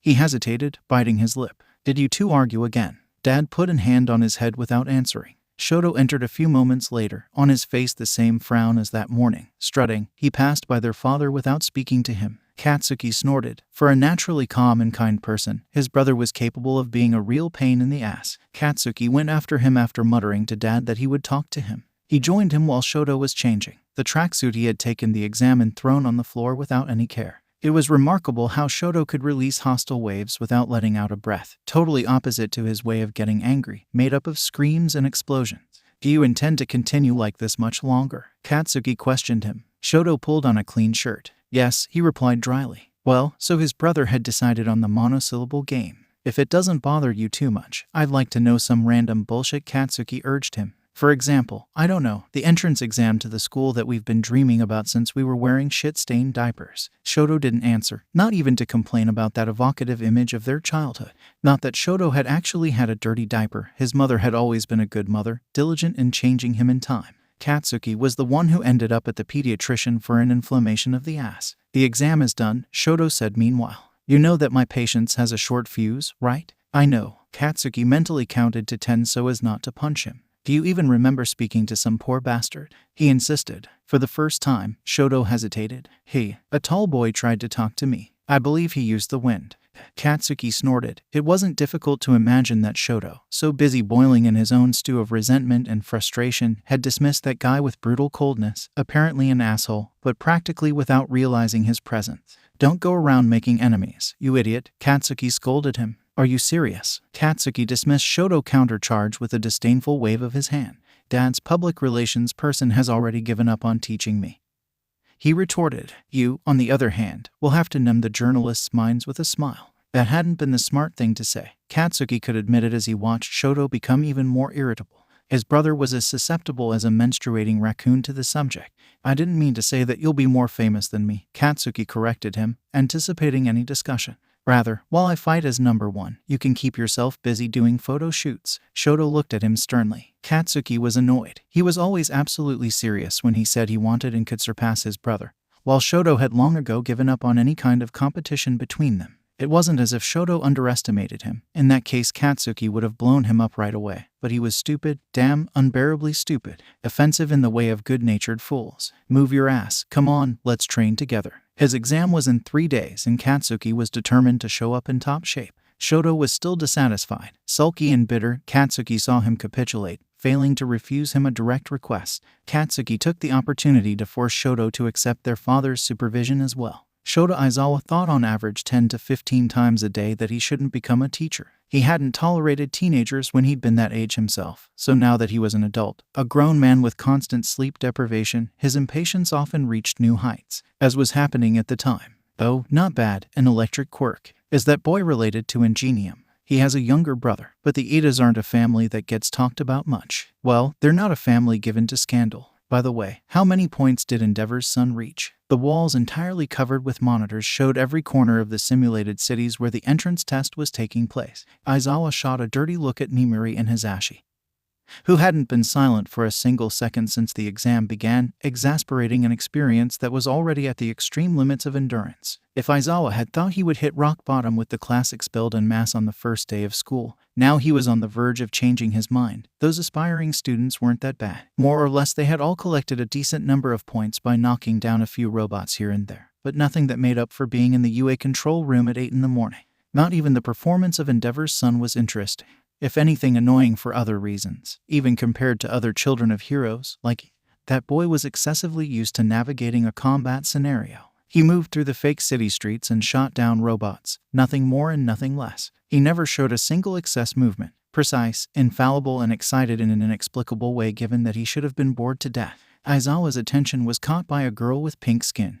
Her quirk was good, but when she threw an acid splash at a robot it accidentally bounced off another boy's reflective shield. Although she wasn't injured, the acid consumed her shirt and bra, leaving her with just a few shreds of fabric along her arms. Aizawa rubbed his eyes as the girl on the screen squealed and crossed her arms over her chest. A tiny boy with purple balls on his head ran to her side. Minor reminder, Aizawa quickly read in the data scrolling on the screens in real time. Surprisingly enough, he had accumulated a considerable number of points. The pink-skinned girl, Mina Ashido, squealed even louder. From his labial it seemed that he was offering to help her, but his expression was annoying even from a male point of view. Was that drool? Aizawa was ready to intervene when, heralded by the sound of the explosions, Katsuki Todoroki came down from above and stood in front of her. His furious voice boomed through the speakers. Hey, you creepy little shit. Minda jumped back. Then he pouted, complaining that he had only wanted to help her. Todoroki bared his teeth. You have half a second before I blow you up, he growled, wisely and for the sake of Aizawa's sanity.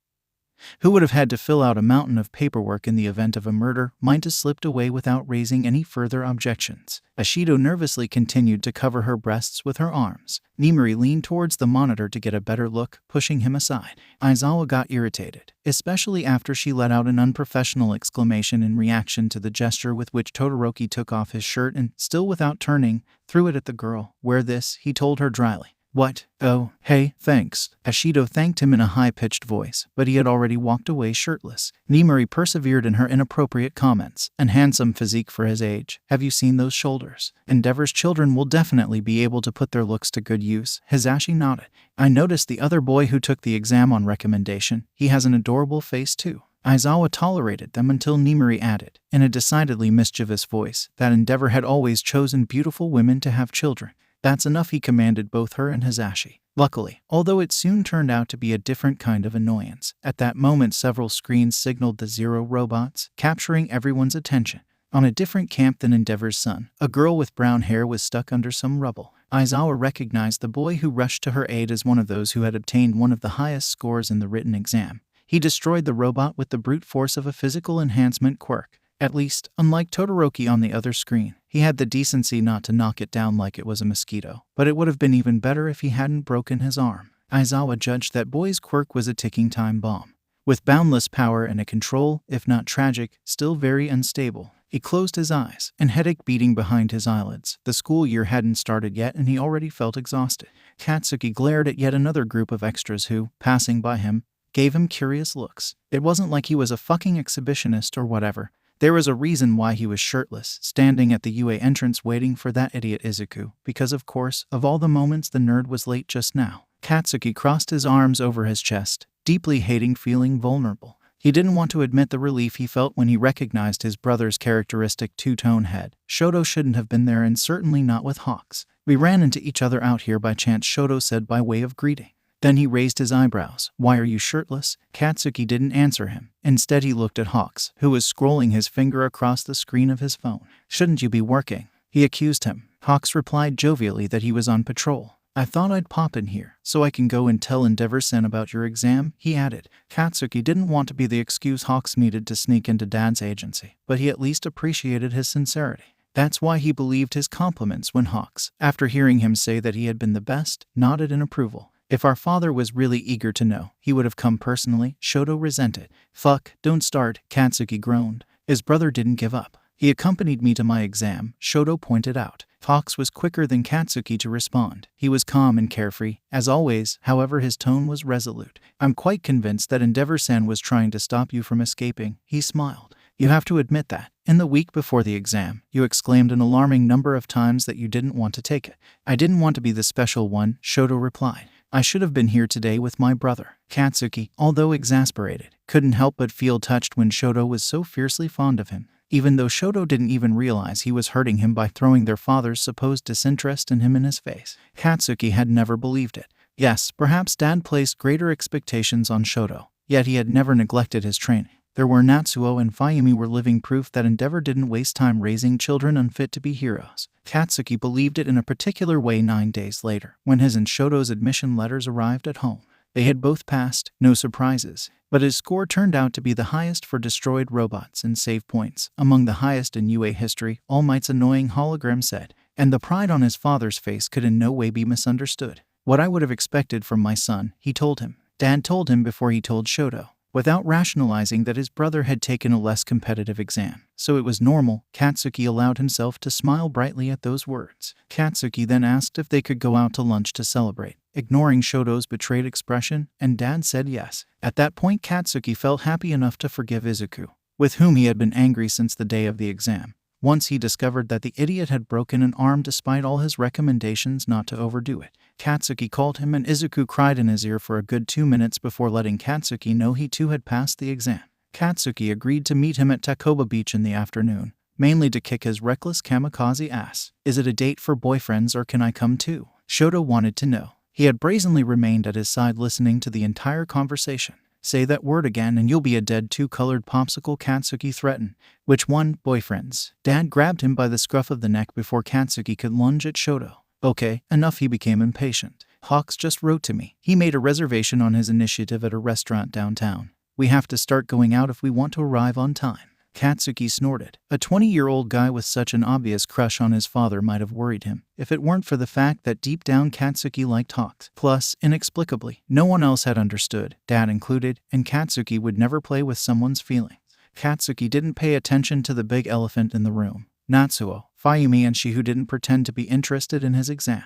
In any case, Hawks hadn't invited them in his lunch. One of the reasons Katsuki liked the pigeon, completely devoid of the hypocrisy gene, Hawks had never imposed the rest of his family on him as if it were due and expected. If only for this reason, Katsuki was willing to let Hawks use his admission to get a lunch with Endeavor-san. 16 years, UA chapter text. Fucking 4 eyes. Katsuki's scream, the kick with which he opened the door, made Enji jump. He closed his eyes briefly and counted to 5 to keep calm. Katsuki stormed into his office like a fury. Shoto followed him a few steps away, his impassive expression in stark contrast to his brother's fury. It was their first day at UA and somehow Katsuki had already antagonized someone. He didn't argue with Ida-san, Shoto said on his initiative. His mood had improved significantly since he and Katsuki's admission had been confirmed. Or at least, even if they argued, Aizawa-san didn't care. Enji felt an ambivalent feeling. On the one hand, beyond the relief of knowing that Katsuki hadn't already been expelled, it was rare for him to feel a bond with Shoto. On the other, it was not pleasant that the aforementioned bond depended on his son's cynical knowledge of his priorities. Ever since he was a child, Katsuki had possessed the gift of lightening the mood without realizing it. He sat down in the swivel chair and pushed himself by kicking the desk. Enji still didn't understand if Katsuki seriously believed he looked threatening when he put on that scowl. I had just entered class when that asshole started attacking me, he blurted out. Actually, Ida-san told you to take your feet off the desk, Shoto said. He sat composedly on the free chair. Katsuki glared at him. What the fuck side are you on? I don't think it makes sense to put it that way, Shoto replied. Enji agreed with him. But Katsuki was surprisingly childish at times. In stark contradiction to his acute cleverness, Shoto didn't dodge in time the pen that his brother threw at him. That's a fucking betrayal, you two-tone strawberry. Shoto rubbed his forehead without blinking. Hey, Dad, he said, catching Enji off guard. The girl Katsuki saved during the placement test is in our class. She promised to bring him back the washed t-shirt tomorrow. You'll remember the day Katsuki came home shirtless. Look, gossip girl. Enji was sure that Shoto's speech wasn't so innocent when he ignored his brother's grumbling and continued undaunted. As soon as she entered the classroom and recognized him, she jumped around his neck to thank him. This time Shoto dodged the rubber that Katsuki threw at him. Enji discreetly pushed the rest of the stationery and office products out of Katsuki's reach. Above all, he had no intention of rewriting reports that had been reduced to ashes. Then he looked from one to the other. I guess I don't have to remind you that you can't come and go from my office like a playground, he said sternly, although he had given up on fighting that battle years ago. Ever since they were in elementary school and Katsuki burst in like a loud little tornado every time he got a good grade at school. Shoto had never come on his own initiative, but they were together, but he was always with his brother. Enji had given up on that battle. Yet their nonchalance irritated him. Shoto shrugged and Katsuki spoke as if he hadn't even heard him. Anyway, leaving aside the fucking 4 eyes, today we took our first physical test, he said. He smiled widely, all teeth and pride. I came 1st in the ranking. 2nd place, Shoto said half-heartedly. Enji found it strange that Katsuki had so calmly accepted being defeated by his brother, until they explained to him the types of tests they had been subject to. It was obvious that the results had depended on a lucky compatibility. As the girl with the gravitational quirk that had set the long throw record, Infinity, Katsuki snorted. Basically, we have a tennis ball gravitating around the Earth's orbit. Enji reached out to grip the back of the chair, keeping Katsuki from giving him a headache by continuing to spin in circles. Katsuki immediately closed his mouth. It never failed to amaze Enji how childish and boisterous he could be one moment and perceptive the next. Katsuki, you mustn't antagonize anyone, Enji told him, especially not relatives of other heroes like the Ida boy. Katsuki frowned. But Ingenium is nothing compared to you, he objected, so genuinely perplexed that Enji lost the will to reproach him. What happened to him was the biggest regret of Enji's life after Toya's death. But it wasn't this. Among all his children, Katsuki was the one who could lower his defenses without even realizing it. That's not the point, Enji sighed. You're the one talking about collaboration. Enji pretended not to hear Shoto's murmur. It was true that he had never cared about behaving friendly with others, whether heroes or civilians, because it was useless in order to become number 1. Hawks, whose cockiness matched the speed with which he was climbing the ranks, was the first in years to talk to him outside of missions. But his sons should have surpassed him, reach higher than him and be the best. And despite all his talent, Katsuki couldn't afford a problematic behavior at UA. Just don't try to fight with anyone, 𝐭𝐲 ordered. Think about training and studying without distractions. This goes for you too, 𝗧𝗪𝗧. Katsuki nodded while 𝗧𝗪 looked away. Katsuki purposely provoked his son to make him melt. Hey, albino strawberry, if you want my help in math you'll have to bribe me with new earphones, he said, throwing an eraser that had escaped 𝐭𝐲's attention. I still haven't understood why you can call me whatever you want. But if I try to call you Princess Peach you threaten me with death, 𝗧𝗪𝗧 replied. Non-lethal impairments, not death. Do you seriously think this is better? Katsuki looked at him like 𝗧𝗪𝗧 was stupid. Sure, what the fuck questions are you asking? They were still two kids, and 𝐭𝐲 always remembered it when he saw them interact like that. The urge to stroke their hair seized him. Feeling uncomfortable, he clenched his fists above his knees. Katsuki had been willing to listen to his father. However, since Destiny was a bitch who enjoyed hitting him like a punji ball, during the first heroism exercise All Might paired him with the fucking Four Eyes. They had to defend a bomb against Izuku and the zero-gravity girl. At least it was a fake bomb, because otherwise Katsuki seriously suspected it would have ended up in a pool of blood. Katsuki tried to be civil. He had already outlined a course of action the moment All Might began to explain the rules of his brilliant training. But Ida, being a fucking Four Eyes, rejected his perfectly reasonable and working plan. I'm not here to be bossed around as if I were your subordinate, he said stiffly. Katsuki became defensive. The reproaches didn't make him uncomfortable. Of course, he wasn't a fucking loser. It just bothered him that a Four Eyes looked him up and down like that. I'm the son of a hero, Katsuki muttered. I know how to overcome a simulation like that. He conceded that diplomatic half-truth instead of pointing out that, in any case, he would be the best at commanding an operation. If anything, Ida's posture became even more rigid. Maybe you forget that my family is heroic too.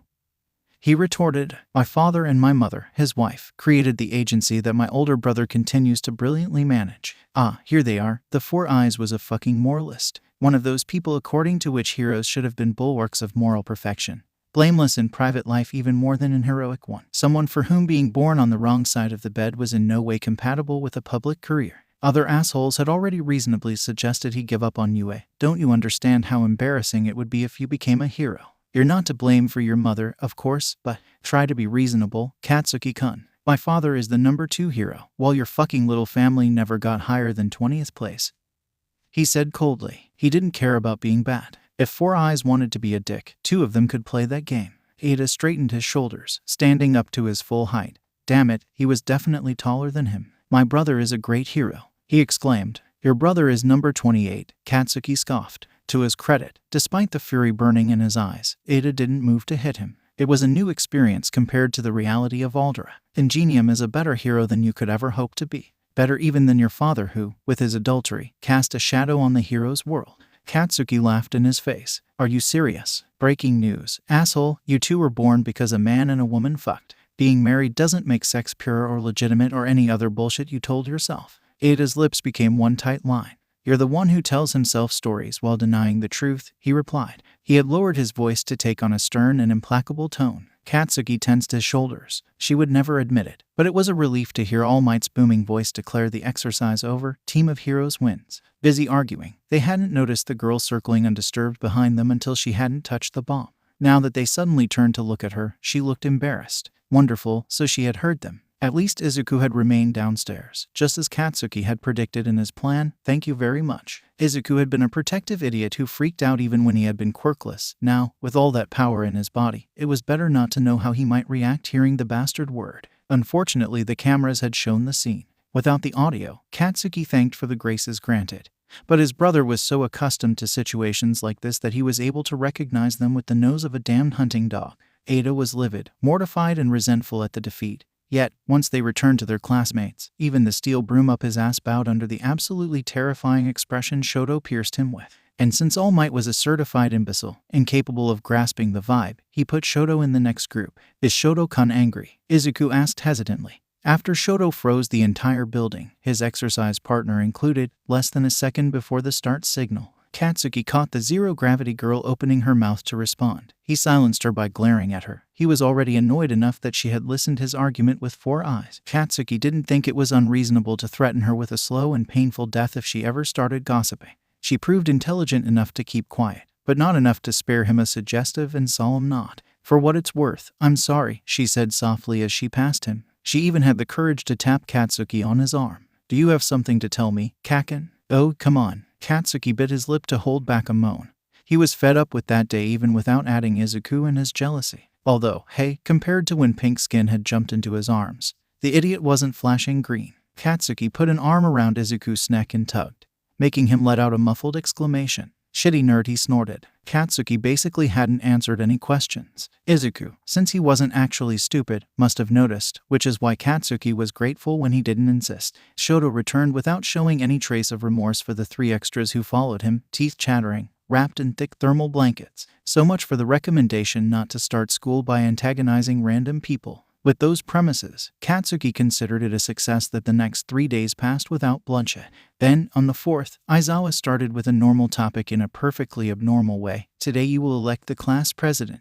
Talk amongst yourselves and choose whoever you want, as long as you don't involve me." He didn't even give them time to respond before taking refuge in his creepy sleeping bag and communicating with full force, with body language, that he would suspend the first one reckless enough to disturb him. To the class's credit, no one hesitated. For a few minutes a cacophony of voices erupted in which Katsuki eagerly joined. Therefore, pain in the ass as always. But all in all reasonable, Four Eyes imposed himself by suggesting a democratic vote. The idea of focusing on anyone who managed to get even a single extra vote, inspiring an outsider not to self-vote himself for this reason, made sense. Of course Katsuki voted for himself, because he would have had no reason not to do it. It was obvious, and yes, maybe he had hesitated thinking about Izuku and Shoto. But Katsuki knew very well his idiots. Izuku would have risked dying of a heart attack having to speak to the whole class, and Shoto didn't care about the role. Katsuki almost regretted it when his name was written on the blackboard accompanied by 4 votes. Judging by the heat he felt, his ears were humiliatingly scarlet. "Okay, assholes, who voted for me?" he growled. After all, it didn't surprise him to see Shoto and Izuku raise their hands, one with his expressionless slap face and the other with a bright smile. But Katsuki honestly hadn't expected Pink Skin, 𝐭𝐻𝐲, to happily wave an arm. "You were really cool when you helped me," she chirped shamelessly. "I was the first to offer to help you," complained the fucking maniac with the purple balls on his head that Katsuki still couldn't believe had been admitted to school. 𝐻𝐲 wrinkled her nose. It looked like she was about to reply, and, to be honest, Katsuki was quite interested in finding out what she would say, hoping for at least some insults. However, Four Eyes was quicker to speak up. "I cannot approve this vote," he said without preamble. "Fuck you too," Katsuki grumbled. "And this is the reason. The class president, among his various tasks, also has to represent us before the eyes of the people, and it is clear that Todoroki-kun does not have behavior suited to the role. His vulgar and aggressive language is unacceptable." Without even turning towards him, Katsuki reached out and grabbed Shoto's wrist, sitting to his right. Blocking his brother, however, prevented him from controlling idiot number 2, leaving Izuku free to embarrass them. Kaken is perfectly suited to lead others. In fact, he could become one of the best leaders, he asserted. "He just insulted you for voting for him," Ida exclaimed, sounding frustrated. "He was just embarrassed," Shoto clarified. Katsuki glared at him, outraged, but that two-tone bastard didn't bat an eyelid. Not even Izuku had to care about his fucking life, considering how he reiterated the concept. "Yes, Kaken is strangely complicated for such an honest and direct person," he nodded.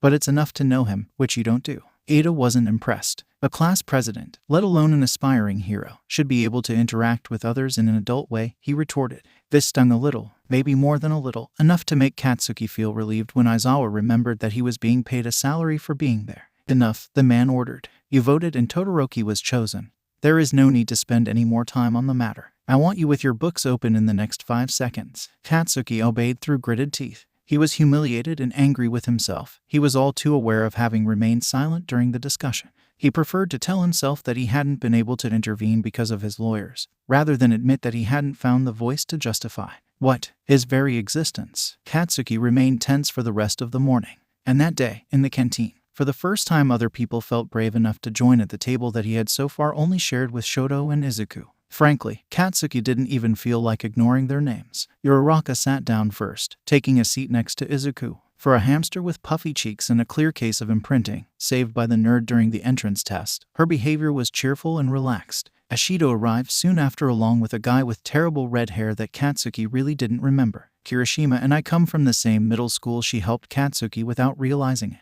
"Kirishima, right, the one with the hardening quirk. Mina told me that you lent her your shirt," he said with unjustified enthusiasm. He gave him a thumbs up. "You were super manly," even though Katsuki only grunted.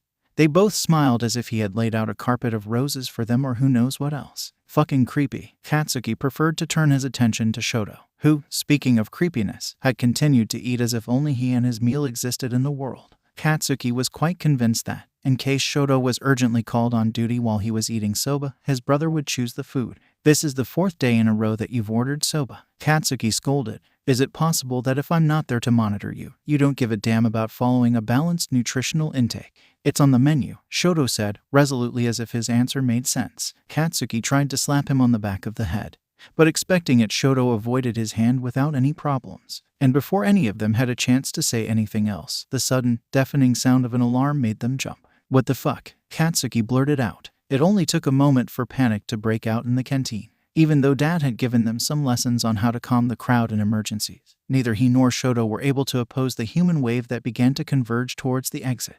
They were separated. Katsuki watched as his brother was swallowed by the horde, quickly followed by Izuku. Katsuki tried to reach out to them, but by then they had already disappeared from his sight. Katsuki cursed loudly. His father had also instructed him on the different types of UA alarms, so he knew that in this case it was just someone who entered without permission, probably idiotic journalists, as it's difficult to imagine a villain's attack in those circumstances.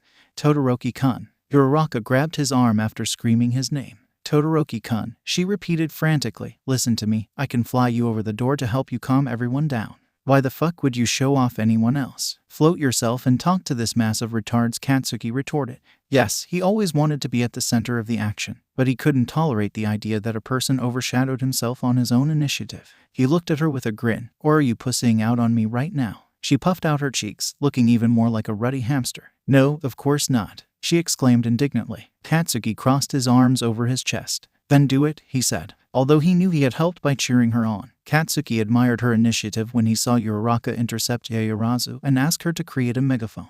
It also allowed him to cover his ears before she carried out her stupid, effective, but stupid, idea of shouting through an amplifier in a closed room. "You all need to calm down." The horde stopped, deafened more than anything else, but who was Katsuki to question an absolutely legitimate way of making himself heard? Later, Four Eyes proposed her as class president given her impeccable management of a crisis situation. Katsuki was tempted to send everything to hell and agree just to make him shut the fuck up. However, Uraraka anticipated him, refusing with determination.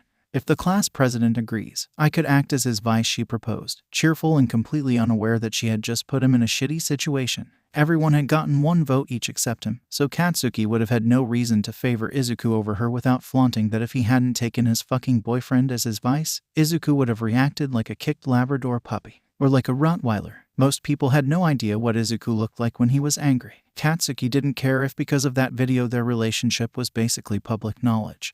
But he hated the idea of fueling more gossip among people who had nothing to do with their life. Katsuki met Shoto's gaze, not to ask him for help, hell no, only to tell him that he'd better propose himself, right away, if he didn't want to eat spicy ramen for the next 2 months. "I would like to be my brother's vice," 𝗀𝗱 said, raising his arm. "I don't think it's very democratic that both of Endeavor's sons." "Fuck you, Four Eyes, now you've really busted my balls. I don't know what's your problem and I don't even care to find out, but start keeping quiet if you don't want to become the cover of a crime magazine." Katsuki snapped, silencing Ada's protest. He looked at him scandalized. However, before he could surely reiterate how horrible he thought Katsuki's temper was, Aizawa entered the classroom and warned everyone with a single glance not to test his patience. "Did you chase away the journalists?" Katsuki questioned. Aizawa didn't ask how he knew who had broken into the school. He responded with a sharp nod of his head, then took his seat at the desk. "Before you ask, yes, I heard your screams. Considering that I doubt we will be accused of nepotism for 2 16-year-olds put in charge of a classroom, I accept the candidacy of the other Todoroki. I challenge you to talk about it again in front of me. Do it and I will expel you all." Uraraka shrugged, agreeing as if she hadn't actually cared much about the role, and thankfully Izuku nodded with a smile as well. Except for Four Eyes and Purple Balls, who seemed to have tied the entrance test to his finger, the remaining extras were calm. Katsuki wasn't relieved. Absolutely not. Likewise, that evening Katsuki didn't relax at all when their father didn't appear upset that 𝗀𝗱 was the vice. Yes, evidently he didn't consider the news of great interest. But at least he wasn't annoyed that his favorite son had assumed a lower position than Katsuki. Katsuki had learned to read his father very well, so he had no doubts about it. Dad was okay with him being the class president.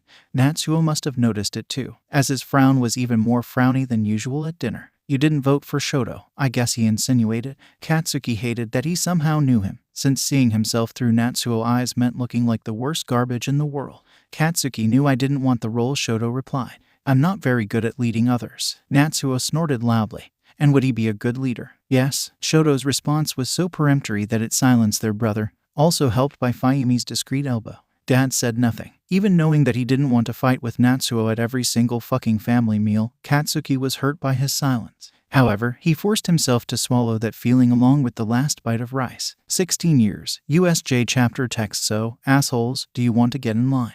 Damn ducks can stand in a row while waddling around with those webbed paws. Are your brains really inferior to theirs? Get on the bus. 𝗧𝗪 lingered next to his brother for a few more seconds as Katsuki yelled at their classmates. Then, when he understood that Katsuki was about to explode, in a metaphorical and practical sense, 𝗧𝗪 discreetly slipped away. Meanwhile, he also gestured to Izuku-kun.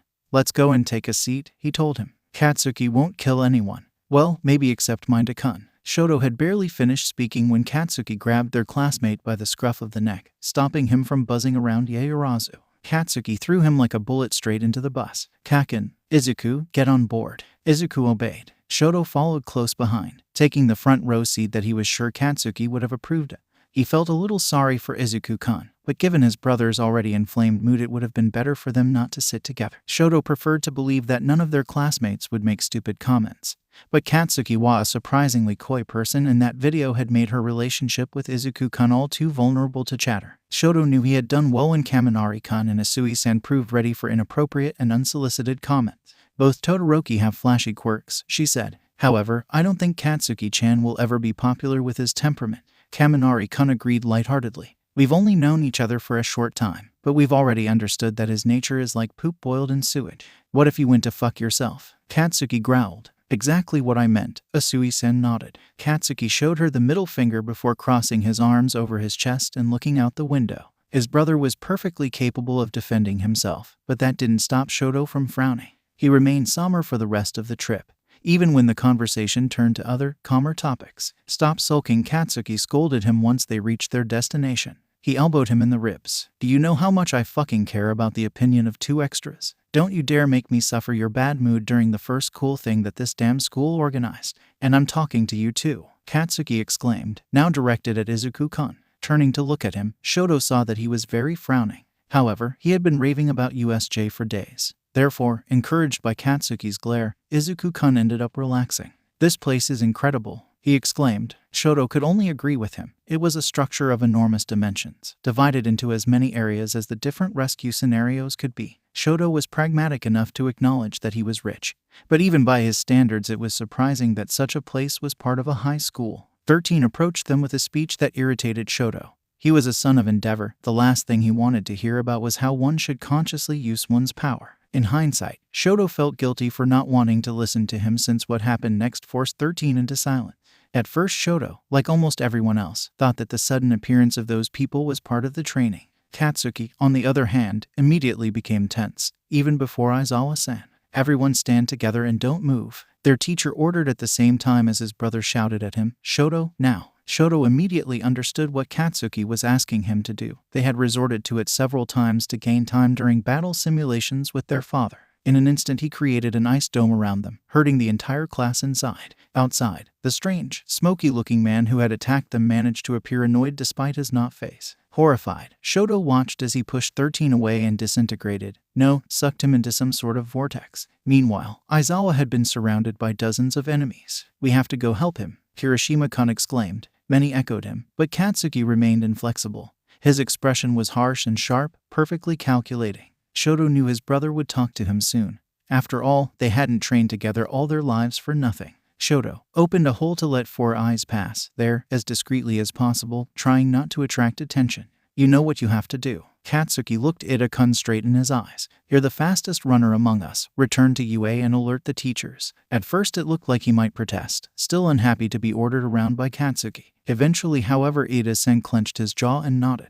As soon as 𝗧𝗪 opened a path for him, he darted away like lightning. 𝗧𝗪 closed the hole soon after. We can't stay here much longer, Izuku said tensely. 𝗧𝗪 could have easily held that dome for at least half an hour. But he understood what Izuku-kun meant. Asui-san was the worst off, almost frozen, but many others were also starting to shiver and their teeth chattering. Yes, I know, Katsuki agreed. Then surprisingly he turned to 𝐂𝐬𝐫. Hey, Ponytail, can you create a cannon to quickly split this iceberg before the frog gets hypothermia? She let out a gasp. It looked like 𝐂𝐬𝐫-san hadn't expected to be considered, but she quickly nodded, and she created a cannon. Not even a small one, but rather a real war arsenal that fired a shot powerful enough to split Shoto's ice in two. Shrapnel flew everywhere and all of them were catapulted in the heart of the battle. Okay, now everyone stay close. Katsuki barked. I'll personally kill the first moron who tries to do anything stupid. Why does he always have to threaten us with death? Mayda-kun complained. Well, Endeavor isn't known for being a nice hero either. Shoto stiffened at 𝗧𝗪𝗏's ironic comment.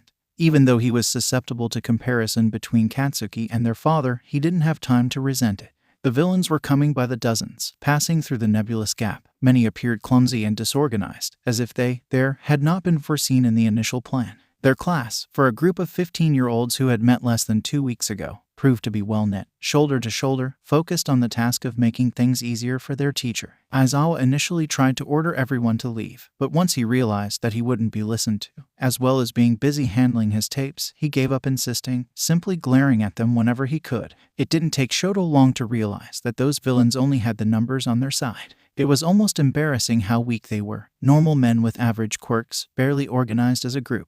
These are nothing but shitty pawns, Katsuki muttered, giving voice to Shoto's idea. It was obvious that the mastermind of the attack was that strange smoky man and the boy next to him, tall, bony and his face covered with amputated hands. They had never yet intervened personally, at least until the boy called someone in, and something appeared. Katsuki vocalized his thoughts again. What the hell is that fucking abortion? Maybe Shoto wouldn't have put it exactly in those terms, but okay. An enormous, grotesque creature had appeared behind them. It emitted a high-pitched screech before launching into the attack. It aimed at Aizawa. Shoto intervened, creating a wall of flames. He had thought it would be enough to stop it, but the creature passed through the flames. Despite it didn't seem to reason, probably driven by instinct.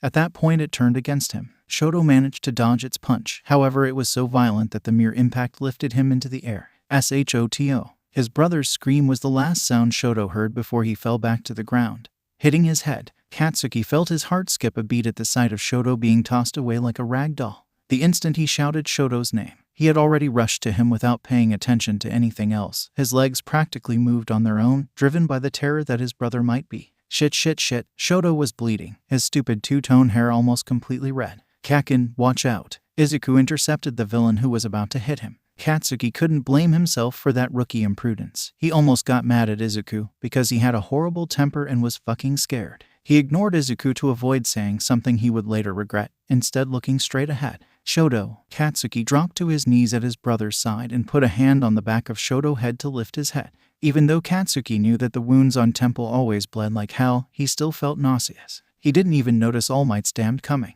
Katsuki returned to reality, barely overcoming from the horrible sensation of Shoto's blood between his fingers, only after Izuku dared to put a hand on his shoulder. Kakin, the ambulance is already waiting outside. Everything will be fine, don't worry, the heroes are here. Katsuki blinked, looking around in amazement. Izuku was fucking right. The disgusting creature that had injured his brother lay lifeless at All Might's feet. At that very moment, the last traces of the vortex through which the still free villains must have escaped were disappearing. Aizawa, except for a fractured arm, didn't look hurt. However, it was Present Mike, after talking for a few seconds with Gang Orca, who reached them. Katsuki-kun, he called gently. The teachers had taken to calling him and Shoto by name so as not to confuse them. We need to take a look at your brother, okay? Mike didn't wait for a response before motioning for Gang Orca to come closer. Katsuki was tempted to object, especially seeing how small Shoto's face was compared to Gang Orca's enormous hand.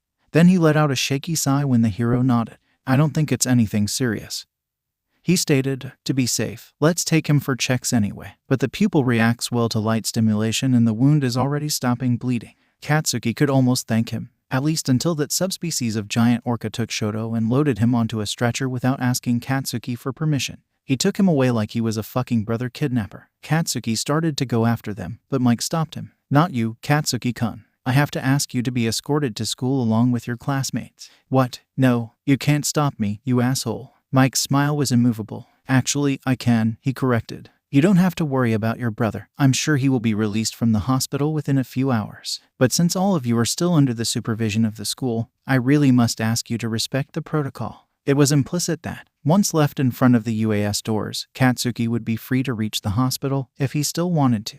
Katsuki wrinkled his nose in displeasure. Still, he forced himself to nod. Around him were his classmates, battered and in various stages of upset now that the adrenaline was draining from their bodies. There was Izuku, who stood there but didn't impose his presence, because he was an empathetic and respectful idiot.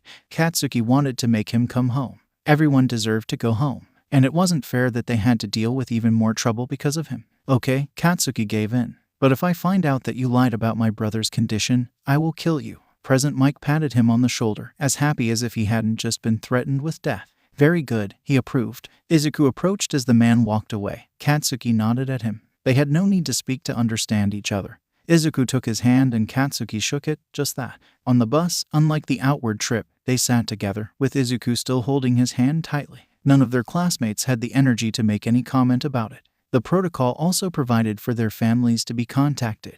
When the bus stopped in front of the school, there was already a crowd of anxious parents waiting for them. Izuku was smothered in his mother's terrified hug the moment he stepped onto the sidewalk. Katsuki gave him a wave of the hand, to which Izuku responded by nodding as much as he could.